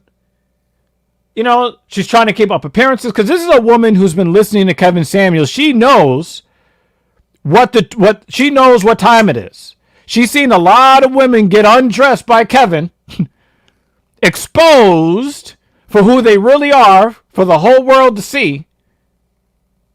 So she's trying to hold it together. She's trying to stay in her feminine, but she doesn't understand that some of her issues are leaking out. A little bit here, a little bit there. She doesn't see it, but it's there. A little deflection with the cup. I don't understand why you young ladies expect to be stay-at-home wives when you're just average. Do you think, I mean, is that an insult, calling you, saying that you're average? I feel like, to each their own. But ma'am, but you laughed when I said when you're average. Yeah. Now, let's go into that little phrase, to each their own. Does that sound like something that is affirmative? Does that sound like something specific? Does that sound like a quantifiable? No, it's just something for open to interpretation. Where very vague. But when she's talking about the kind of man that she wants, he has to be around her age. He has to be wealthy. She knows exactly what the measurements are for the man that she wants. But when it comes to what the man is getting back in return, all of a sudden, we get this. I don't think I'm average. What makes you above average? No, wait. Let's not lose that. Let's not lose that. I want you to see the machine gun eyelids when she says that she's not average. Yeah, I don't think I'm average. What makes you above? Look at them eyelids. The things that I bring to I think I'm an attractive woman. Okay, what would you rank yourself? Look, she's looking away from the camera. She can't use 7. Can't use 7, right? Mm-mm. I heard the Kelly Rowland. I would say if I have to place myself against Kelly Rowland and Beyonce, and you know what? No, I could rate myself at 8 because I think. Okay, so let's do this, shall we? Let's pull this up. Let's pull this up, cause we're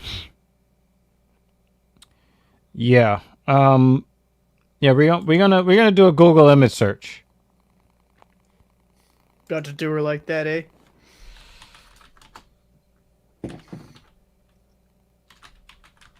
Yeah, we gonna do this. We gonna do this. We gonna do this today. Blind dates. We're gonna do this right now, because I'm just like, all right, so does that woman that we just saw look anything like this? Well, maybe if you hit a little bit of Photoshop and a little bit of editing, and how about if you tore her fucking face off and replaced it with something else? Oh fuck! Look, the thing is, I heard of Kelly Rowland because of the whole Destiny's Child thing. Yeah. I didn't even really know what she looked like. Look at this woman. Look at that hair. Now she's got makeup on. Yeah. But you kind of get an idea. Oh, and by the way, you can see her collarbone. So she's definitely not 5 feet tall, 160 pounds. Yeah. Okay? Look at the physique. Right? I mean, right? Now, I am no Beyonce fan. But we gonna go there. I'm gonna put aside my dislike of this woman, and we're just gonna look at her. You're gonna tell me that chick looks like this?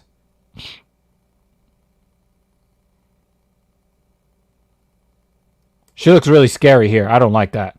Yeah, that's a weird picture. That looks better. Yeah. You gonna tell me that if you put these women next to each other, that they're comparable? All you need is a few drinks. Oh shit. I mean, where is Nick Cage? Face Off? Was it Face Off? Oh yeah. I know what you're talking about. Yeah. Right? Like, Well, man, my thing is that, you know, I'm like, we're not trying to just bash people's appearances and shit like that. I'm just being blunt, man. Like, I would not. You I would not. I would not bash her appearance if she didn't come. Look at her fucking face. No, I know. I don't disagree. What I'm saying is that if you're gonna compare yourself to that high caliber and actually believe it, like, you got to just be honest with yourself at the end of the day.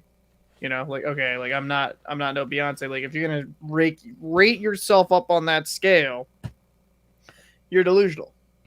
Absolutely delusional. And the thing is, we're seeing so many of these people that come forward and reveal their delusion. Mm-hmm. And this is one of the things that I want to, and first of all, I just want you guys to know, I'm going to put the link to this interview in the description. Definitely go subscribe to Kevin Samuel's YouTube channel. He recently crossed 800,000. He deserves every bit of it because he's having tough conversations that a lot of people aren't willing to have. There are a lot of men in the manosphere that will talk to men, but they won't put themselves on the line and talk to women directly and deal with this kind of attitude. But Kevin takes on that mantle, and he takes on all the hate, all the canceling attempts. He takes it all on. All right? Blind Bat says, I wonder if she has a mirror in the house. Nope. Nope. Nope. So I want you to, I really want you guys to definitely check this video out. Definitely go, a funhouse mirror. Exactly. Yeah. Definitely that. Because she thinks she wears a size 6 at 5 feet, 160 pounds.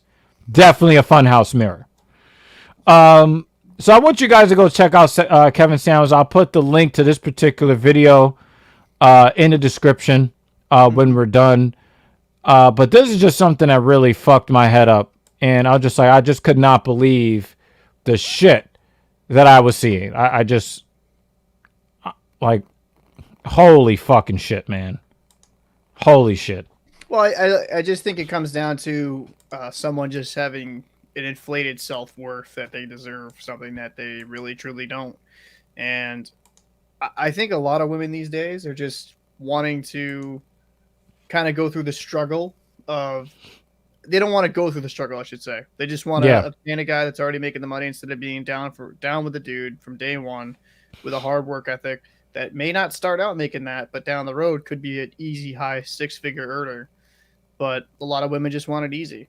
And that's the unfortunate part, because if you can cultivate a relationship with somebody on the core basis of their personality, and then you succeed, it's so much sweeter. You know what I mean? It's not as like, because let's be honest. Let's just say in theory, like a guy that was making a fuck ton of money, got married to her and stuff like that, or whatever, started dating. Just because you started dating, engaging, like, you're not really needed in that relationship. I don't know if I'm making sense, but you're not as necessarily. No, you do. You are. You're not a big motivation, or you're not a big part of what that made them become successful. So, like, I think a lot of women just want the easy ride, which is just crazy to me, because I'd rather be day one with somebody from the bottom and kind of go from there. But maybe that's just my own personal take on things. Yeah, I think that a lot of us men fantasize about that kind of woman who was there from the beginning. And I'm lucky to have two of them. I'm lucky to have two women that, they didn't judge me, at least initially, on my current ability to earn money. They judged me on my character at the time. And, they were like, hey, whatever he turns out to be, they were going to stick with me. Shout out to Fresh and Fit podcast. Myron Gaines, he put it very succinctly when he says, women don't build, they move in.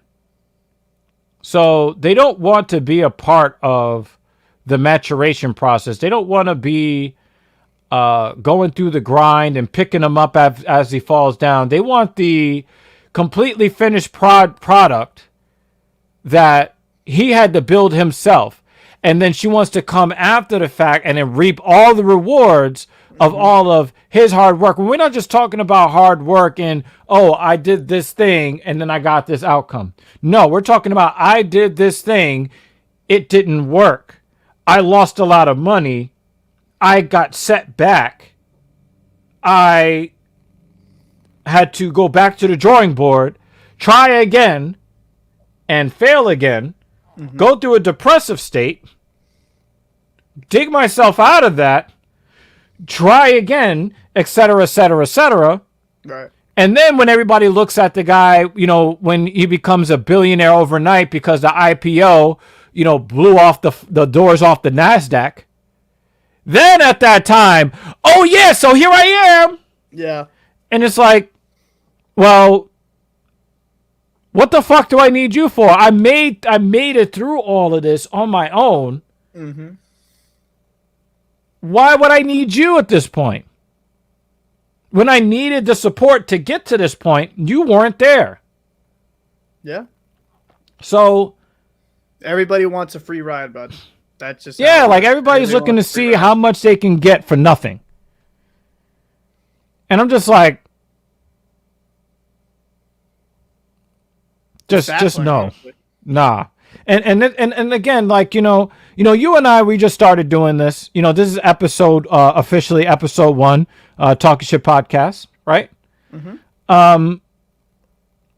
We talk a lot about where we would end up being as we grow this community and people catch on and they find value in what we're bringing.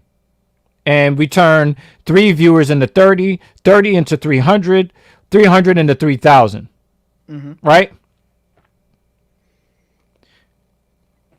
100%. At that point, because, even though, like, I'm in a committed relationship, like, I'm still, kind of seeing what's out there. Once things go where we're trying to get it to go, I'm no longer interested. Because when I was scrounging it up, when I was struggling financially, but taking the money that I could have been using to putting it into safe endeavors, like, a mutual fund or a money market account or whatever, I took that money and I put it into high-end equipment so that I can bring the very best content to the viewers, right? Yep. Why would I, like, especially, like, if, we say some shit about somebody or to somebody and it goes viral and the inbox is blowing up. Why would I then be interested when I don't even know whether you actually give a shit about me or because that there's some notoriety there? So I've kind of, set like an expectation that once we reach a certain popularity, I'm off the dating market. I'm not going to be off the dating market necessarily because of my relationship situation, but I'm going to be off the dating market simply because you just can't trust it. And the sad part is, and you alluded to this earlier, most women are good women. Yeah. But since a lot of those women stay silent, they're letting the vocal minority speak for them. 100%. They've let these women ruin the image of the modern woman. I think that most modern women are pretty decent and reasonable people who are not all out there looking for a 25-year-old that makes $300,000 and is going to accept them as obese. Okay? But the problem is a lot of these women that are not delusional, they stay quiet. So here on the Talking Shit podcast, we really want to encourage you ladies to speak up and to say, hey, that's her over there. But look at how many of us are not delusional. Look at how many of us conform to reality rather than wishful thinking of that I saw in some rom-com somewhere. Yeah. You ladies need to step up and speak up for yourselves. Otherwise, women like that are going to do the talking for you. Yep. So moving right along, there was a story that that Captain wanted to talk about. I knew about this when it came out. We're a little bit late talking about it, but Well, I prefer to be a little bit late so you kind of let everything flesh out, right? So like if we, and mind you, we were kind of going through our process to get everything ready, but let's say even in theory everything was ready right at the go. With a case this serious, it would have been some shit would eventually come out later, which it did, unfortunately. Do you kind of want me to lead into this story because I think I kind of been following it since day one when it broke. Um, for you that don't know, watching this is EDP 445. He is a Philadelphia Eagles super fan. Made video for them for years, and he's also made. He has a pretty big. He had a pretty big community at the time of like over 1.2, I think, million subscribers before his channel was finally taken down by YouTube. He was caught with his hand in the cookie jar, or I should say the cupcake jar, quite literally, by some To Catch a Predator YouTube type channel run by Chet Goldstein. And it's a very intriguing case of them making a fake profile saying of this young female girl, saying that they're 13-year-old girl, and kind of cultivating like a very sexual type relationship through text messages and DMs on Twitter with EDP. And so like they caught him coming to an apartment with this 13-year-old girl, quote unquote, that he was gonna be picking up a cupcake from them, like that she made a cupcake and that he would, that the parents weren't home, nobody was home, and that he'd be coming over to her place just for a cupcake, which and then he was gonna eat her cupcake.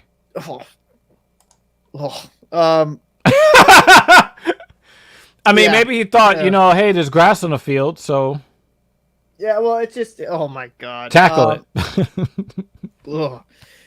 It's a very, it's very weird. How these people on YouTube and these social media personalities be catching themselves in 4K like this, where they're just like literally exposing themselves. Like, what rational fucking human being would be that stupid, right? To go to somebody they don't know online, they don't know if that's truly the person, especially dealing with someone that's underage. Why would you even put yourself in that situation in the first place? And the funniest part about all of this is that EDP 445 is a massive piece of shit, and he's got his own issues, and we shall see what happens with a police investigation. But the people that caught EDP 445 and made this sting operation, Chet Goldstein, he's not a stain himself. He's a massive piece of shit. He was caught on live stream. I mean, look at him. He is massive. Oh, Jesus. Like, he was caught on live stream saying, like, the hard, the N-word. That makes me uncomfortable to even to say right here on stream, but, like... wait, what N-word? Nice? Definitely not nice. It's probably the opposite of that. And... what other? Nancy? Yeah, let's go with Nancy. Nancy with an ER. But like, Nancer. But he got caught with live streams he had up saying that shit, and then just saying a bunch of heinous, ridiculous stuff. And it's like, if you're going to be making a YouTube channel where you catch a predator, where you're catching these predators, which I think is a good thing, you should get these type of people away from children. They shouldn't be allowed, shouldn't be out in the public. But you can't be a piece of shit yourself, you know what I mean? Because everything kind of comes out in the wash. Every time you throw a stone at somebody's house, it ricochets like a bullet and then shatters the glass protecting you.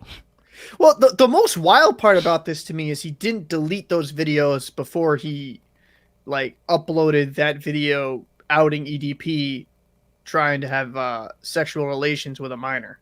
You know what I mean? Like, if I was at least like half intelligent, I'd be like, oh well, shit, I have some streams. I probably said some fucked up shit. I'd review my own streams and make sure to delete them.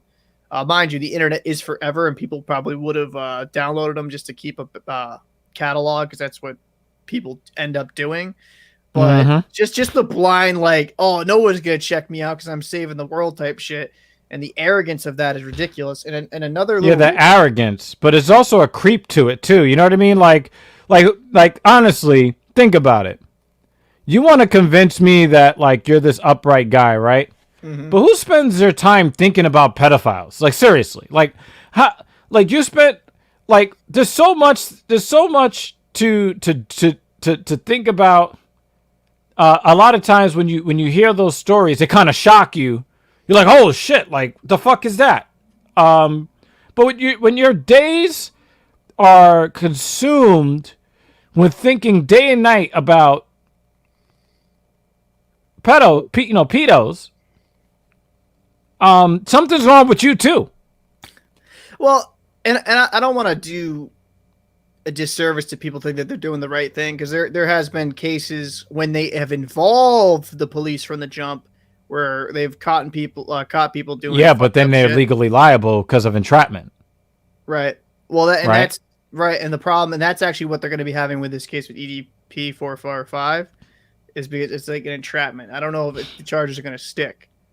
The problem is they said there are no charges. As of right now, the Bakersfield Sheriff's Department told local ABC affiliate news station on April 22nd that the video's content is under investigation, but as of now, no arrests have been made. The department did not return a request for comment by publication time, because you can say whatever you want about trying to catch these people, but in the end, did he actually talk to a 13-year-old? No.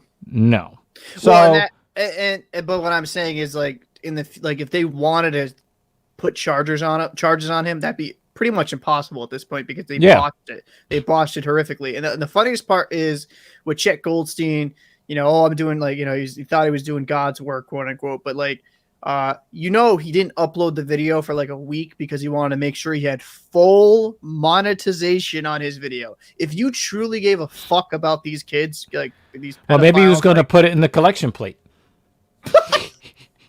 Yo, if you actually gave a fuck about these kids, you wouldn't be like, oh, I got to make sure I have full monetization. Like, nah, that's not how that works. Like that's not how it works. You're not a good person. Like you're milking a situation to kind of make as much profit as profit off of it as possible, which, due to his stupid videos from before, both the channels are taken down. So you're not going to make any fucking money on YouTube. But when you think about it, isn't it kind of narcissistic though? Because he is he's trying to profit off of the disdain and the distaste that it's low-hanging fruit, right? It's kind of like, hey, how can I make some money today? What is something that people hate? Oh, pedos. Oh yeah, let's do some stuff. It's lazy, and it just seems narcissistic to me. Well, and to answer Xenon's message 321, or I should say comment, said it's usually monetization by default. I guess they were having some issues with copyright or something like that. I don't know exactly the particulars, but apparently they weren't able. They had to like appeal stuff when they they made it unlisted, I guess, or private, to get full monetization. Which now it doesn't matter. But the channel's down; they're not going to see any money. I want to make it clear though. Xenon's saying definitely shouldn't be done for money. I'm going to go in the opposite direction and say that it doesn't really matter one way or the other. But for the reason why I would criticize something like that is because if you're telling me, if you're trying to invoke God into it and duty and virtuosity, don't try to make it obvious that you are trying to profit off of it.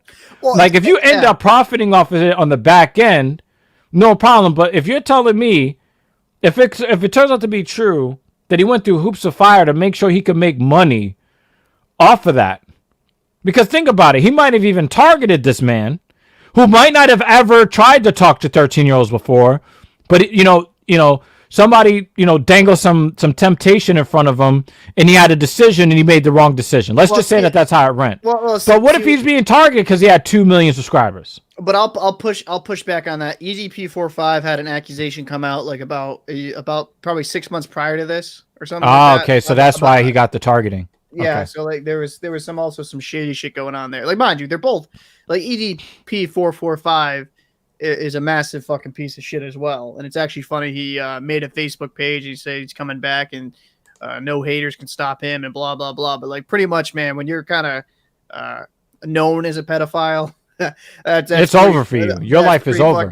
Even if he's not a pedophile, even if he's never touched a child or anything like that, just having anything like close,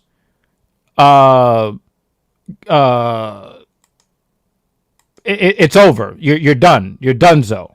Even if you're innocent, you're guilty when you catch one of those kinds of accusations. Xenon saying entrapment is definitely a touchy subject. I mean, think about what Dateline NBC went through. I mean, the To Catch a Predator was destroyed because one of the guys that they entrapped ended up committing suicide. The family sues for wrongful death.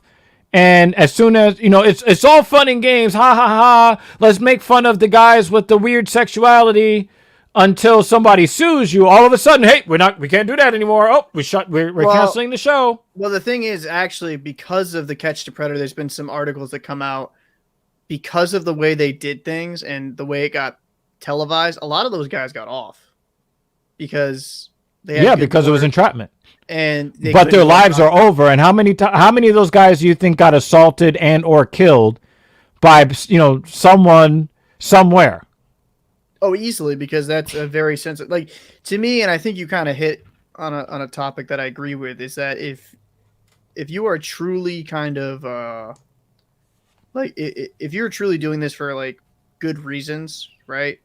Or you're just a good person in general, like you don't go out of your way, right, to like hunt down people unless one, a pedophile, like it touched you or whatever, right? Secondly, it just seems like I don't know. It feels like a lot of these people are in it for the wrong reason. They're just in it for the attention. Like, oh, look at me. I'm doing this so I can like catch these people. And mind you, I think pedophilia is disgusting and those people really need fucking help.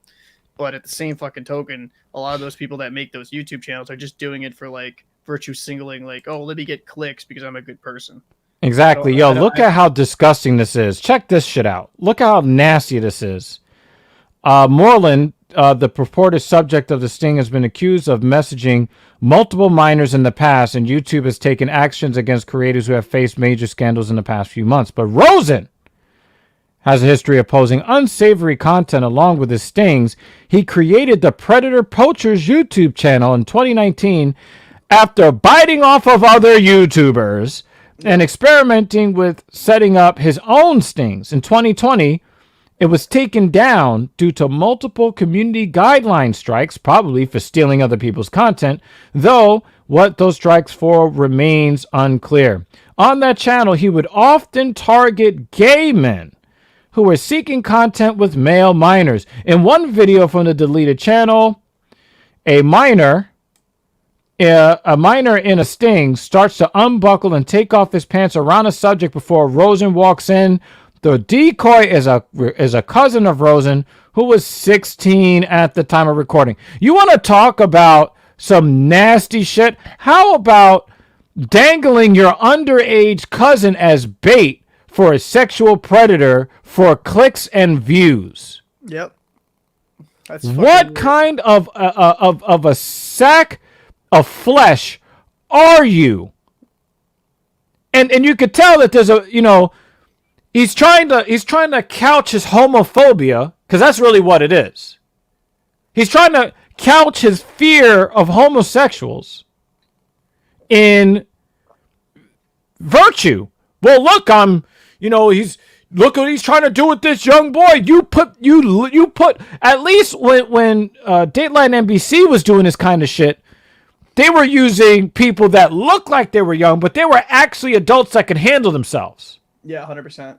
Like just people that actually could understand the consequences. Yeah, that's to be honest with you, when I read that in that piece, I was like, I didn't know about that because a lot of people were covering it, and then I kind of watched some of the stuff just to kind of get my own bias. But then when you found out he's like using his own relative as a bait, it's like, what the fuck is wrong with you? Clearly a lot of fucking things, and I think both those guys should be off the platform permanently. Yeah, and the thing is, think about it too. Like, your whole claim to fame is, because I'm not arguing the morality of what some of these guys get into on the internet. Like, I'm not arguing that at all. I don't disagree at all. But I'm thinking about it from the position of somebody who is, hunting for confessions. We toy with them. We make sure to get their confession on camera. And it's kind of like, this is what you're spending your time doing? Like, I don't... Well, it's funny because this little let the FBI is all over the place. CIA, NSA, we're all being fucking spied on and all this shit. Let them do their fucking job and do something actually useful. I mean, and maybe in his mind he feels like he is doing something useful, so I guess I can't judge him on that level too much, but like, dude, what are you doing? You're using your own fucking... Come on, man. Come on. Come here, Freddy. You want to bait this pedo for me? Like, what the... Like, how did that conversation go down, by the way, you think? Like, hey, like, just to let you know, I have this guy that, like, thirsts for young minors. You mind if you just start, taking off your belt and just start showing your ass? And yo, dude, didn't I... Before we went on the air, I told you that I suspected that there was something going on with this guy. You know how they say, doth protest too much? Yeah. Right? Check this out. Additionally, Rosen posted multiple videos and live streams where he used the N-word. Now, me personally, that's not something that bothers me the way it bothers a lot of people, black people in particular. Personally, I don't believe that anybody has the right to police the sounds that comes out of somebody else's throat. Personally, that's just me. I do know that if somebody is, using words like that and, they're putting that hard ER in there and stuff like that, they're not a person that I would want to deal with. But I'm not going to go out of my way to try to harm that person or, go all crazy. They said a sound that I didn't agree with. Big fucking deal. But let's continue. In an interview done before the ban of his channel, Rosen said, "It obviously looks bad that he has no hatred in my heart towards any group of people." In one video, Rosen prank called a BLM hotline, used multiple homophobic and racist slurs, and joked about the same kinds of shit that he claims to be more holier than thou on. Pedo bear stuff. Yep. So I saw that stuff, yeah. It's just... Well, you know what? It actually kind of what you said before, right? Is somebody that like, what type of person focuses on that? It's probably someone that has those type of tendencies themselves, right?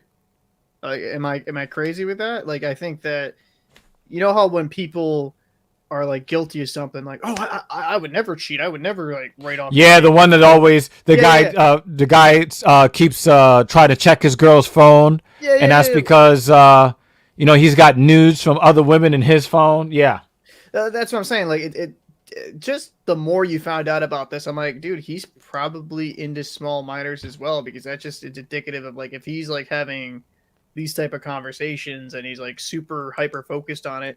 Like I said, either if you're a predator catcher, either A, you were unfortunately hurt by one of these people, or B, you might have some of those tendencies with minors, and that's just, you're right. It's just, again, why are you thinking about that shit all day? Yeah, it's just a normal person is not thinking about that all day. Well, I think just let the cops, let the FBI, let them do their due process, try to capture these people, like go through proper protocol. I heard that they had a sting. They broke up like this massive dark web.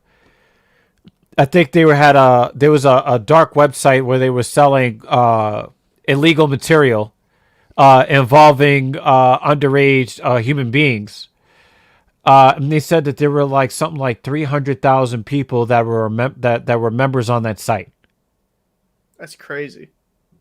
And you know, it wasn't just the FBI. I think Interpol was involved, and I think there was law enforcement bureaus from like 7 or 8 different countries that collaborated on infiltrating this dark web thing. They're on it. But now my question for you is, why are you focused on that shit all day? Yeah. And of course it looks like he's been exposed to a certain degree. If you go digging into whatever he's got going on, you know, you might find some chats with some people he thought was underage. You might find some chats like that from him as well. And sometimes people, they go crazy trying to be vigilantes because they feel bad about some shit they did. True.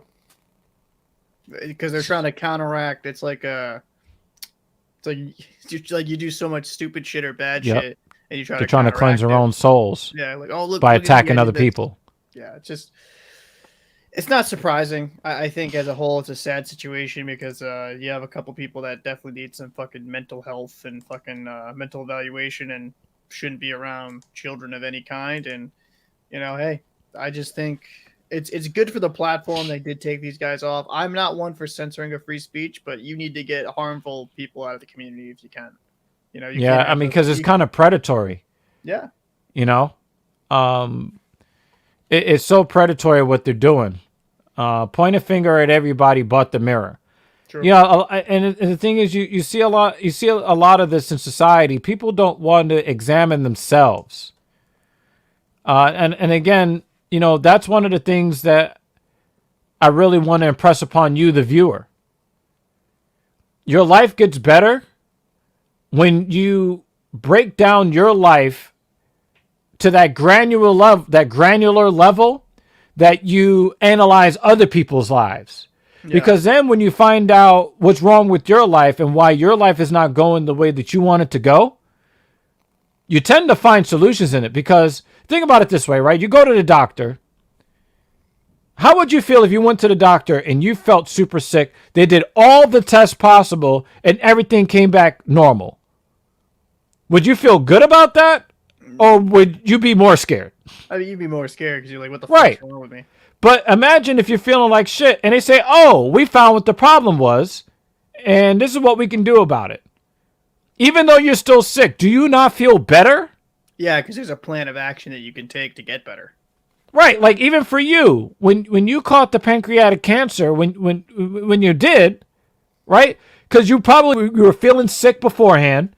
Yeah. You didn't know why you were feeling sick. You catch the cancer. You know, pancreatic cancer kills more than 1 out of 3 people within the first 5 years. Yeah. And Captain Paul's still here, right? So when you found what the problem was, you figure it out, right? Now your life is better. Well, and I think just with anything is that you got to kind of have some type of diagnosis to kind of give you closure, and hopefully these people get the help they need. That's how I'll put it. Like these guys definitely need some type of counseling, some therapy to really truly better themselves. I think that just as a personality trait, people that are this hyper obsessive about finding out the dirty laundry in other people, they have all you reality TV people too. We're not just talking about the people doing fake ass to catch a predator stings on YouTube. We're talking about all you busybodies, the people that are minding other people's business. Generally, you have some deep missing parts of yourself that you need to address and that you're trying to fill yourself up and that you need to address issues in your own life.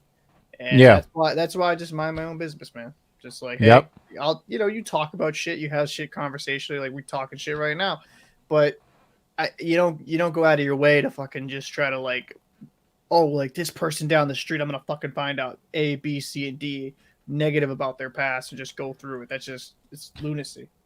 Yeah, and shout out to the they're the people who just live their life without looking for fanfare, you know, because most people do like to stay away from negative stuff. So definitely want to shout out Xenon, because I do agree with you to a large degree. Blind Bat always got some funny ass shit to say. I felt good when I went to the eye doctor and told me I was blind. I thought I just couldn't see. Goodness fucking gracious. Jesus Christ. So, you know, you want to make sure that you can use that power of analysis that you have, that ability to analyze other people's lives and apply it to yourself. Mm-hmm. When you start to deconstruct all the things that are going wrong in your life, and you start to diagnose what those things are, now you have a fighting chance at making your life better. Now you have a chance at becoming a better version of yourself. If you are doing that introspection on a daily basis and you just identify a problem, if you put a little bit of a mental exercise into practice, you can overcome a lot of life's issues. You can overcome a lot of the obstacles, a lot of the hardships that you might just expect that are always going to be there in life forever. You think, oh, well, I was diagnosed with this, so, you know, this is just what it is. Not necessarily. It's not necessarily the case. If you're out there looking for solutions, you will find something that will make your life better, and you just keep building on it. And we're going to help you with our own perspectives and the perspectives of other people that are respectable people in their fields, people who have achieved shit, people are still looking to achieve shit. We're going to be bringing them to you. We're going to be interviewing these people out there actually trying to make a difference, people trying to find solutions to problems instead of just complaining about them. 100%. We want to give you actual solutions instead of just some fluff bullshit that you'll hear from some people. Yeah. So anything else interesting that you want to discuss? Because it might be a while before we see Captain Paul. Well, I think that pretty much sums it up. I'm going back to work for a week from Tuesday to Tuesday. Obviously, I'll have to talk to you about this off air, but maybe we could do a show on Monday or something like that. Yeah. And kind of go from there. But we're also going to have a lot of recorded stuff with me and Evil while I'm gone, and then Evil will most likely be running a couple shows by himself solo. But for some live shows out here on Twitch. But I just want to say this: we're also on YouTube. Oh, we are on YouTube. Yeah, we're on YouTube. I told you it only took 24 hours for them to allow us to do that. I mean, you know, we used a lot of choice words in tonight's show, so who the fuck knows if we're still up? But hey, we're technically still up. I appreciate it if anyone that's watching on here on Twitch, if they go drop a subscribe on the YouTube channel and a follow here on Twitch as well. Please do. It would be much appreciated. We really want to help build this brand, let's build this channel, and just kind of further have more discussions. Me and Evil have been talking about this for months, man, and I'm really, really happy and excited that we're going forth with this. So that's pretty much my tidbit for the night. Yeah, I'm going to I'm gonna put the YouTube channel. I'm going to flash that up on the screen. Yeah, that's not the easiest. It's not the easiest thing. The link is in the Twitch. It's on the Twitch. Like if you click it on the Twitch and the About Me, it's there. I edited it. So you updated it? Yeah, you updated it for the family? Yeah, I updated it. So you can click that. As soon as we reach a certain base, we can edit the YouTube channel name, obviously. But yeah, man, we really greatly appreciate it if you stop by. Yeah. Like I said, we put a lot of money, we put a lot of effort in there. So we are going to have opportunities for you to support our platform. we'll be taking donations over time. The Cash App, what was the other thing? We're going to be Patreon. creating a Patreon. The Patreon is going to be a thing where we're going to be talking about, some more choice stuff. Oh yeah. Not safe for work shit. Yeah, definitely unsafe. I'm gonna paste the YouTube channel, the YouTube link in there. Yeah, definitely go over there, subscribe. There's gonna be a lot of recorded content there, and we hope to see a lot of you mofos over there on that side. And it is a privilege to be able to bring content to all of you. It is a real privilege. And was there anything else? I mean, besides the fact that we will be here tomorrow, or I'll be here, and we might have a very special guest in studio on my side, joining the show. We will be having the first Filthy Casual watch party. We will have that tomorrow evening, starting at around 6 p.m. Make sure to tune in. It's gonna be a lot of fun. What are we watching? Tomorrow. Again, tomorrow. It is called tentatively, it's like a working title. We're calling it the Filthy Casual MMA watch party. So, tomorrow evening we have UFC Fight Night. I believe it is UFC Vegas 26. So all of you who have ESPN Plus, because I believe it is ESPN Plus. Let me make sure I got this correct. For those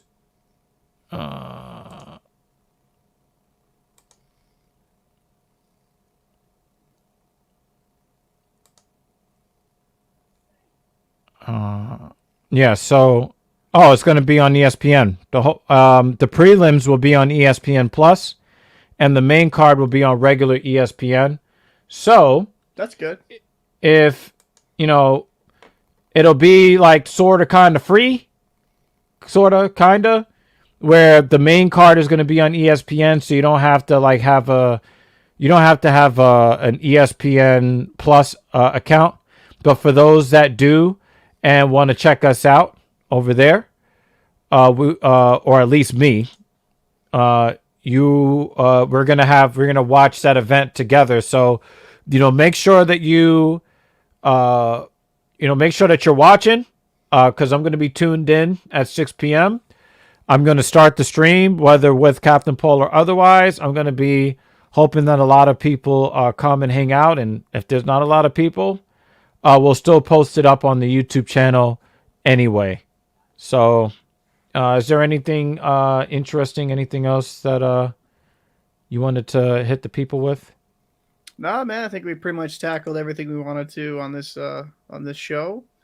Oh, by the way, if anybody has any topics that they want us to cover, that you want our input on, hit us up on our Gmail, Talking Shit Podcast LLC, TALKINSHITPODCAST LLC at gmail.com. We're looking forward to having all of you help us grow this community. Like I said, we're going to just try to bring you the very best content that we're capable of. And until next time, peace. We'll see you tomorrow.